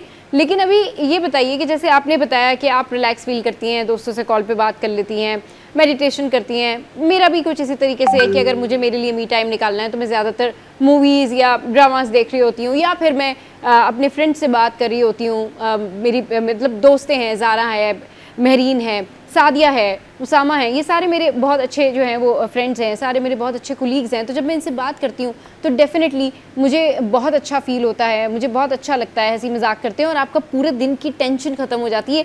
बड़ी बड़ी जो टेंशन है ना वो बहुत छोटी छोटी टेंशन लगने लग जाती हैं कि ये तो कोई बात ही नहीं थी, ये तो हमने अपनी टेंशन हंसी मजाक में जो है बात करके ख़त्म कर दी। अच्छा, अब इसी तरीके से जैसे मैं और आप अपनी टेंशन्स को कम करते हैं, अपने लिए मी टाइम निकालते हैं, वैसे ही बाकी ख़वातीन को भी हमने आज ये अवेयरनेस देनी है कि वो अपने लिए मी टाइम निकालें, और वो जिस तरीके से अपने लिए मी टाइम निकालती हैं उसका इम्पैक्ट उनकी ज़िंदगी पर क्या होता है, ये उनको कितना रिलैक्स करता है, और मी टाइम निकालना कितना ज़रूरी है, और मी टाइम में ख़वातीन क्या क्या क्रिएटिविटी कर सकती हैं, ये शेयर कीजिए। ठीक है, सबसे पहले तो क्या होता है, जो फीमेल्स है ना मेनली, उन्हें लगता है कि मी टाइम लेना एक बहुत बड़ी बुरी चीज है। लाइक बच्चों को एकदम थोड़ा सा पॉज दे देना कि अभी मत तंग करो, या किसी काम को छोड़ देना, उन्हें ये लगता है कि ये बहुत बड़ी चीज अजीब है, लाइक गिल्टी फील करते हैं बहुत ज्यादा about that. But I guess instead of feeling guilty, आपको थोड़ा टाइम देना चाहिए खुद को। आप अपने बच्चों की एक रूटीन फिक्स करें जिसके अंदर अब उस स्पेसिफिक टाइम में वो आपके पास नहीं आएंगे। आप उस टाइम में सिर्फ खुद को टाइम देंगे, आपको जो दिल करता है करने का। कुछ लोगों को सिलाई कढ़ाई का शौक होता है, कुछ लोगों को बुक रीडिंग का शौक होता है, कुछ को टीवी देखने का शौक होता है, कुछ को स्क्रोलिंग का शौक होता है। आप उस टाइम में सिर्फ वही चीज करें जो आपको अच्छी लगती है। अब ऐसा नहीं कि मैं डेली मी टाइम में सेम चीज करूंगी, इससे भी मैं बर्नआउट हो जाऊंगी। जो उस टाइम में मेरा दिल कर रहा है मैं वही करूंगी। अगर मेरा दिल कर रहा है एक नैप लेने का कि बस मैं लेट जाऊं और आईज क्लोज कर लूं अपनी, तो मैं वो करूंगी। बट लाइक मेक श्योर कि उस मी टाइम में आपको कोई भी डिस्टर्ब ना करे। और समटाइम्स क्या होता है कि मी टाइम में आपको किसी से बात करने का दिल करता है, आपका दिल करता है आप किसी स्पेसिफिक बंदे से बात करो, आप किसी फ्रेंड से बात करो, आप किसी रिलेटिव से बात करो, अपने पेरेंट्स से बात करो, तो आप फौरन से उन्हें कॉल करें और आप उनसे बात करें। आपको इतना ज्यादा रिलैक्स फील होगा, ट्रस्ट मी। लाइक आज ही जो भी ये चीज सुन रहे हैं, आप आज ही ट्राई करें। जिस टाइम आपको लगे कि यार आप थक गए हो, आपकी बॉडी में जान नहीं है, या आपसे कुछ नहीं हो पाएगा आज के बाद लाइफ में, आप वो 10 मिनट्स का पॉज लें, सिर्फ 10 मिनट्स का पॉज लें। अपने दिमाग को रिलैक्स करें, किसी से बात मत करें, ठीक है। स्क्रॉलिंग कर ले, लेट जाए, आईज क्लोज कर ले, वॉक कर ले, मेडिटेशन कर ले, आपको इतना अच्छा लगेगा। सोशल मीडिया स्टॉकिंग करने से या किसी को स्टॉक करने से मेंटल पीस तो नहीं आता सारा, मतलब सही है ये मी टाइम में भी दूसरों को देख I am not saying that कि आप किसी को स्टॉक करें, not like that, but scrolling करने से मोर लाइक अगर आपके माइंड में इतनी टेंशन है, आप सिर्फ इंस्टाग्राम में 4 दफा कोई रील्स देख लेते हैं फनी, आपको लगता है यार माइंड फ्रेश हो गया, मूवी देख लें, ड्रामा देख लें, हाँ यही सब चीजें। क्या आप फ्रेश फील कर रहे हैं, एटलीस्ट आपके माइंड में कोई टेंशन नहीं है। सही। हाँ, अब ये भी नहीं कि आप ड्रामास में रोने धोने वाले ड्रामे देख रहे हैं आप, उससे आपको डिप्रेशन होगा। हाँ, अच्छा सारा, मैं आपको बताती हूँ कि मैंने एक और जगह ऐसी फील की है जहाँ पर अगर जब ख़वातीन जाती हैं तो उनको बहुत फ्रेश फील होता है और उनको घर की टेंशन भूल जाती है और उनको ये भी भूल जाता है कि अभी वापस जाना है, ढेर सारा काम करना है, और वो बहुत रिलैक्स होती हैं वहाँ पर और बहुत इंजॉय कर रही होती हैं। And that is salon. वहाँ पर जब वो दूसरी ख़वातीन से मिलती हैं, बात करती हैं, मुख्तलिफ हेयर डू हो रहे होते हैं, मुख्तलिफ हेयर कलर हो रहे होते हैं, मुख्तलिफ फेशियल्स हो रहे होते हैं, वो खुद भी अपने किसी ट्रीटमेंट के लिए गई होती हैं, तो आप यकीन करें सबकी एक जैसी पॉजिटिव एनर्जी होती है और सब एक दूसरे को देख रहे होते हैं कि अच्छा ठीक है, इसका हेयर डू कैसे होगा, ओके फाइन। वो वाही जगह होती है जहाँ पर किसी को किसी से कोई ग्रजेस नहीं होते और हर कोई ये सोच रहा होता है कि इसका हेयर डू कितना अच्छा बनेगा, तो फिर हम भी ऐसे ही हेयर डू करवाएंगे। क्लाइंट भी बड़ा पॉजिटिव होते हैं, जो लोग काम कर रहे होते हैं वो भी बड़े पॉजिटिव होते हैं, तो एक बड़ी पॉजिटिव एनर्जी होती है, राइट? जी बिल्कुल ठीक कह रही हैं आप, बिल्कुल ठीक कह रही हैं। तो सैलून भी जा सकते हैं। जी अगर आपके पास पहले आप अपने लिए 1 घंटा निकाल सकते हैं तो आप डेफिनेटली जाए सैलून में। हाँ, बट मैं बात कर रही थी कि अगर आपके पास तो बिल्कुल टाइम नहीं है, तो ऐसा नहीं है कि आपको लगे यार टाइम ही नहीं है सैलून जाने का, अब तो मैं नहीं कर सकता, टाइम तो नहीं, वो नहीं है। हाँ, आपके पास ज्यादा टाइम है, आप सैलून जाएं, आप शॉपिंग पे जाएं, आपको और अच्छा लगेगा। लेकिन अगर फीमेल्स के पास बिल्कुल टाइम होता ही नहीं घर में, सारा दिन सब काम करिए वो, तो वो अपने लिए 10 मिनट्स भी निकाल सकते हैं। 10 मिनट्स भी मी टाइम ही होता है। लेकिन यस, अगर आप सैलून जा सकती हैं, आपको एटलीस्ट मेरे ख्याल से महीने में 2-3 दफा तो जाना चाहिए। अपनी मेंटल हेल्थ के लिए आप चले जाएं, देखने चले जाएं भाई क्या हो रहा है वहाँ पर, फेशियल्स हो रहे हैं, नए नए हेयर डू हो रहे हैं, मेकअप स्टाइलिंग है, अपने किसी भी ऐसी चीज़ों के लिए चले जाएं कि आपने हेयर कट करवाना है एंड ऑल दैट, तो ये बड़ा ना अच्छा रहता है, बड़ी अच्छी एक्टिविटी होती है ये। अच्छा, एक और इस तरह से कुछ लोग जो है वो आउटिंग पे निकल जाते हैं, कुछ लोग डिनर के लिए भी निकल सकते हैं, लेकिन पता है क्या, मी टाइम को लोगों ने स्पेसिफिक किया हुआ है सारा कि मी टाइम सिर्फ घर में है। मतलब me time is all about your time. मतलब you can go out, you can meet your friends, you can meet your cousins, you can celebrate your me time with your family as well। मतलब आप अपनी family को उस time पर कोई surprise दे दें, कोई चीज़ बना दें उनके लिए, कोई खाना बना दें या कोई ऑर्डर करके कोई चीज़ मंगवा लें, that is also your me time. Me time is all about your happiness, me time is all about your positive brain activity.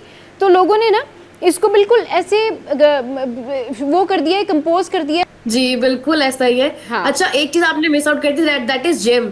हाँ, आप डेली बेसिस पे जिम भी जाएंगे, हाँ, तो आपको काफी रिलैक्सेशन फील होगी। अगर आपके पास में टाइम है तो आप घर मत रुके, आप बाहर निकले, हाँ, एक्सप्लोर करें, दुनिया को देखें, क्योंकि हर कोई खुश होता है अपनी लाइफ में। हाँ, जब आप जाते हैं आप देखते हैं कि नहीं यार पॉजिटिविटी है हर जगह पे, हाँ, तो आप बड़ी पॉजिटिव एनर्जी से वापस आते हैं। अगर आप घर में ही रह जाएंगे तो फिर तो बर्नआउट ऑब्वियस बात है, होगा ही होगा। हाँ, तो आप बाहर जाए, अपने आप को टाइम दे, लोगों से मिले, लाइक डिफरेंट लोगों से मिले, अपने फ्रेंड से मिले, ये सब मी टाइम के अंदर ही आते हैं। हाँ, और जिम तो बड़ी पॉजिटिव एक्टिविटी है, जिम में तो बड़ा पॉजिटिव कंपटीशन होता है, वहाँ पे तो आप जो है ना वो लोगों को देख के उनसे सीख रहे होते हैं कि भाई अगर इसने इतना वेट लॉस किया है तो मैं भी कर सकती हूँ। तो मी टाइम पे बात हो रही है और बहुत मजे की डिस्कशन हम कर रहे हैं। सारा ब्रेक लेते हैं, बाद वापस आते हैं, फिर डिस्कशन कंटिन्यू करेंगे, ठीक है? Stay with us.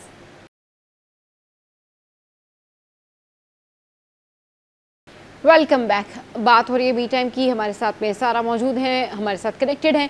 सारा से हम बातें कर रहे हैं। सारा ये बताइए का माइंड पर कितना पॉजिटिव इम्पैक्ट पड़ता है जब लोग अपने लिए, ख़वातीन स्पेशली अपने लिए टाइम निकालती हैं, फिर उसमें वो कुकिंग करें या फिर वो कोई चीज़ सीखें या फिर वो कोई ऑनलाइन क्लास हो या कोई भी ऐसी चीज़। लेकिन अब हम बात कर लेते हैं कि सेहत पर और लाइफस्टाइल पर, यानी उनकी जो ओवरऑल लाइफ है उस पर इसका क्या इम्पैक्ट होता है। जी सारा बताइए। सही है, अगर तो आप मी टाइम नहीं ले रहे तो एक तो आपकी सेहत खराब हो जाती है, आप बीमार पड़ सकते हैं, आप मेंटली तौर पे एग्जॉस्ट हो जाते हैं बहुत ज्यादा। लेकिन उसी की जगह अगर आप अपने आप को दिन में 10 मिनट दे रहे हैं, 20 मिनट दे रहे हैं, जिसमें आप अपनी मर्जी की चीज कर रहे हैं, एक तो प्रोडक्टिविटी भी आपकी होगी, आपने कुछ नया सीखा भी होगा और आपका माइंड बहुत रिलैक्स हो जाता है।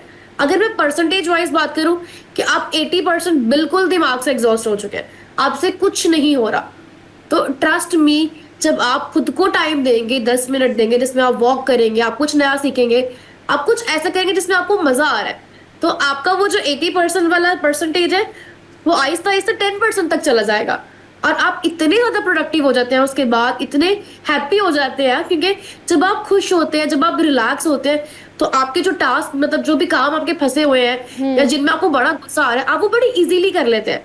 आप सिचुएशंस बड़ी इजीली मैनेज कर लेते हैं, हैंडल कर लेते हैं। समटाइम्स क्या होता है, हम इतने एग्जॉस्ट हो जाते हैं कि अगर कोई छोटी सी भी ऐसी बात कोई कर दे, हम उस पर इतना भड़क जाते हैं, इतना भड़क जाते हैं, वो लड़ाई झगड़ा पता नहीं कहाँ तक बात निकाल देते हैं। बट उसी के बरअक्स अगर हमारा माइंड रिलैक्स हो, हम खुश हो, तो हम उसकी बात को सुनते हैं, अंडरस्टैंड करते हैं, हंसी मजाक में डाल देते हैं। हम वो सीरियस लेते ही नहीं है कि वो लड़ाई झगड़े तक बात जाए। तो इतना जरूरी है आपके खुद के लिए।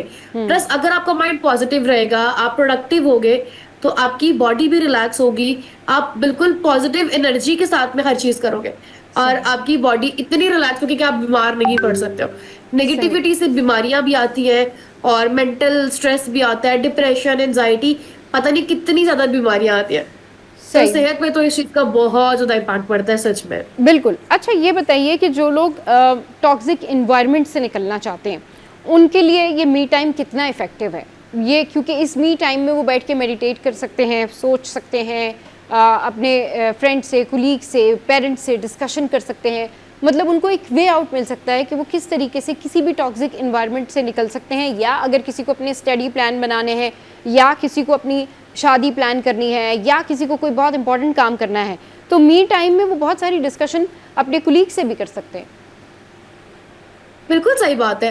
एक तो जब टॉक्सिक इन्वायरमेंट की बात आती है ना, तो वो कहते हैं ना, ताली हमेशा दो हाथ से नहीं बजती है, ये हमने हमेशा सुना है। हमने भी कुछ ऐसा जरूर नेगेटिव चीज की होती है, कुछ गलत किया होता है, जिससे वो इन्वायरमेंट बहुत टॉक्सिक हो जाता है।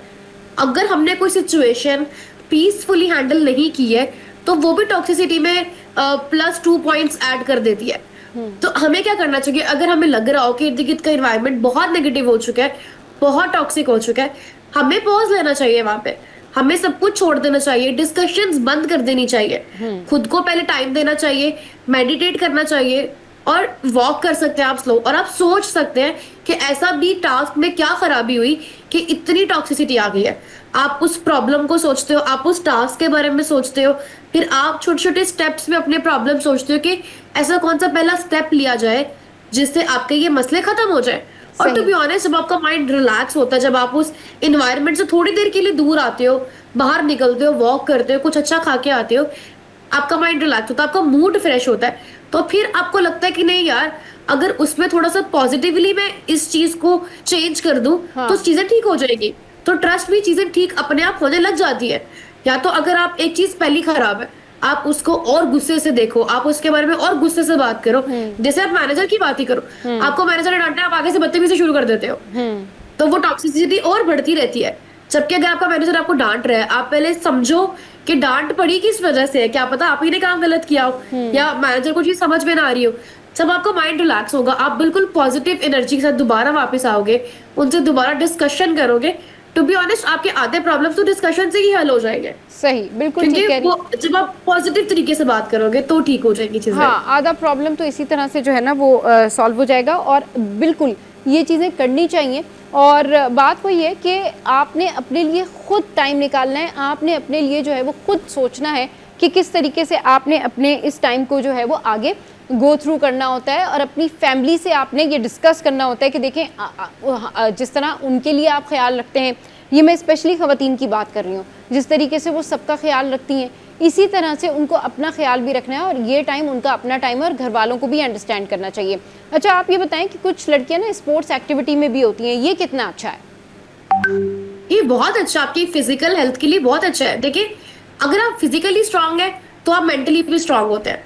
प्लस अगर कोई फीमेल अपने घर से बाहर निकली है, ग्राउंड में गई है, उसने एक्टिविटी की है, उसमें फुटबॉल हो सकता है, फुटबॉल खेला, बैडमिंटन सबसे अच्छा स्पॉट है फीमेल्स के लिए। आप जब वो खेल कर आए, एक तो आपने थोड़ा टाइम, थोड़ी एनर्जी अपनी वहां पे स्पेंड की है, आप थके हुए आए हैं वहां से, आपने सारी नेगेटिविटी निकाल दी है अपने। अगर आप एक्सरसाइज भी करके आए हैं, वॉक करके आए हैं, आपने रनिंग करके आए हैं, सारी नेगेटिव एनर्जी आपने निकाल दी है, और आप इतने फ्रेश माइंड के साथ वापस घर में आते हैं। और क्योंकि आपकी बॉडी एग्जॉस्ट भी होती है, आपके थॉट्स प्रोसेस भी सही हो रहे होते हैं, आपका मूड फ्रेश रह रहा होता है, आपकी नींद पूरी हो रही होती है, फिर क्योंकि आपने फिजिकल एक्टिविटी की है, आप खाना भी बिल्कुल ठीक क्वांटिटी में खा रहे होते हैं। फिर वरना कुछ फीमेल्स क्या करती है, सारा दिन घर में ही रहती है, दूसरों के लिए काम कर करके खुद दिल ही नहीं करता, ना खाता खाती है, ना किसी से बात करती है, ना कोई फिजिकल एक्टिविटी करती है, एक तो वो बीमार भी हो जाती है, मेंटली भी वीक हो जाती है, फिजिकली भी वीक हो जाती है। फिर वो उनके अंदर वो पॉजिटिविटी है, वो एनर्जी रहती ही नहीं है। तो जो भी ये फिजिकल एक्टिविटी करती है, एक तो हर किसी को करनी चाहिए, टू बी ऑनेस्ट। आपको डेली 10 मिनट्स वॉक तो लाजमी करनी चाहिए, एक्सरसाइज करनी चाहिए। कोई भी स्पोर्ट्स आप ज्वाइन कर सकते हैं, आप बैडमिंटन खेल सकते हैं, कोई भी स्पोर्ट आप खेल सकते हैं। उससे सही। आपकी सारी नेगेटिविटी ड्रेन होती है, आपकी एनर्जी बड़ी बूस्ट करती है, आपका स्टेमिना बूस्ट करता है। फिर हाँ। आप चीजों को बिल्कुल डिफरेंट तरीके से देखते हैं और बिल्कुल डिफरेंट तरह से चीजों को आप रिएक्ट करते हैं। तो it's very very important. Me time में जो भी स्पोर्ट्स एक्टिविटी कर रहे हैं, ट्रस्ट मी, वो बहुत आगे जाएंगे, उनके लिए बहुत कुछ है लाइफ के अंदर। यस, बिल्कुल ठीक कह रही हैं। अच्छा, हैबिट्स मेंटेन करना ये कितना ज़रूरी है ख़वातीन के लिए? अपनी लाइफस्टाइल को मेंटेन करना कितना ज़रूरी है? डाइट कॉन्शियस होना कितना ज़रूरी है? क्योंकि इसका ताल्लुक भी तो मी टाइम से है ना। Me time is not just a specific time, me time is all time, you have to care yourself. तो कितनी ज़रूरी है डाइट? बहुत जरूरी है। देखिए, अक्सर फीमेल से करते हैं शादी के बाद अपनी बॉडी का ख्याल रखना छोड़ देती है। एक तो वो मोटापे का शिकार होती है, टू बी ऑनेस्ट, ठीक है। उसके बाद बीमारियां बहुत लगती है, शुगर तो बहुत कॉमन हो चुकी है पाकिस्तान में, ठीक है। उसके अलावा भी यार कमर दर्द, सर दर्द, हर चीज के दर्द में बैठी रहती है। और कितनी ही आप मेडिसिन खाओ, आप ठीक नहीं हो पाते हो मेडिसिन से। मेडिसिन से आपकी कोई न्यू चीज खराब हो ही जाती है। तो उसकी बनिस्बत अगर आप फिजिकल एक्टिविटी में इन्वॉल्व रहे, आप अपना डेली बेसिस पे ख्याल रखें। ऐसा नहीं कि महीने में 2 दिन ख्याल रखा, उसके बाद फिर ख्याल रखना छोड़ दिया, ऐसा नहीं होता है। आपको डेली बेसिस पे ख्याल रखना चाहिए। बहुत शुक्रिया सारा आपका, आपने अपना कीमती वक्त हमारे शो के लिए निकाला। बात हो रही है मी टाइम की, अपना ख्याल रखें, अपने इर्द गिर्द लोगों का ख्याल रखें। और साथ साथ ये जो मी टाइम है ना, ये इसलिए नहीं है कि बस आपने 1 घंटा या जो है वो आधा घंटा अपने लिए निकाल लिया और उसके बाद पूरा दिन आप अपना ख्याल ना रखें। मी time is just alertness for you, कि मी टाइम आपके लिए एक अलर्ट लेकर आता है कि इस 1 घंटे में अब आपने सोचना है कि आपने पूरा दिन कैसे गुजारना है। तो इसको अच्छे से आपने गुजारना है। अपनी सेहत का ख्याल रखें, हेल्दी लाइफस्टाइल रखें, जिम जाएं और दिन का आगाज़ जो है ना वो एनर्जेटिक करें, अच्छे नाश्ते के साथ करें। आज के शो से फिलहाल इतना ही। आज का शो कैसा लगा ज़रूर बताइए हमारी सोशल साइट पर। हंसते रहिए, मुस्कुराते रहिए। Keep watching city at 10।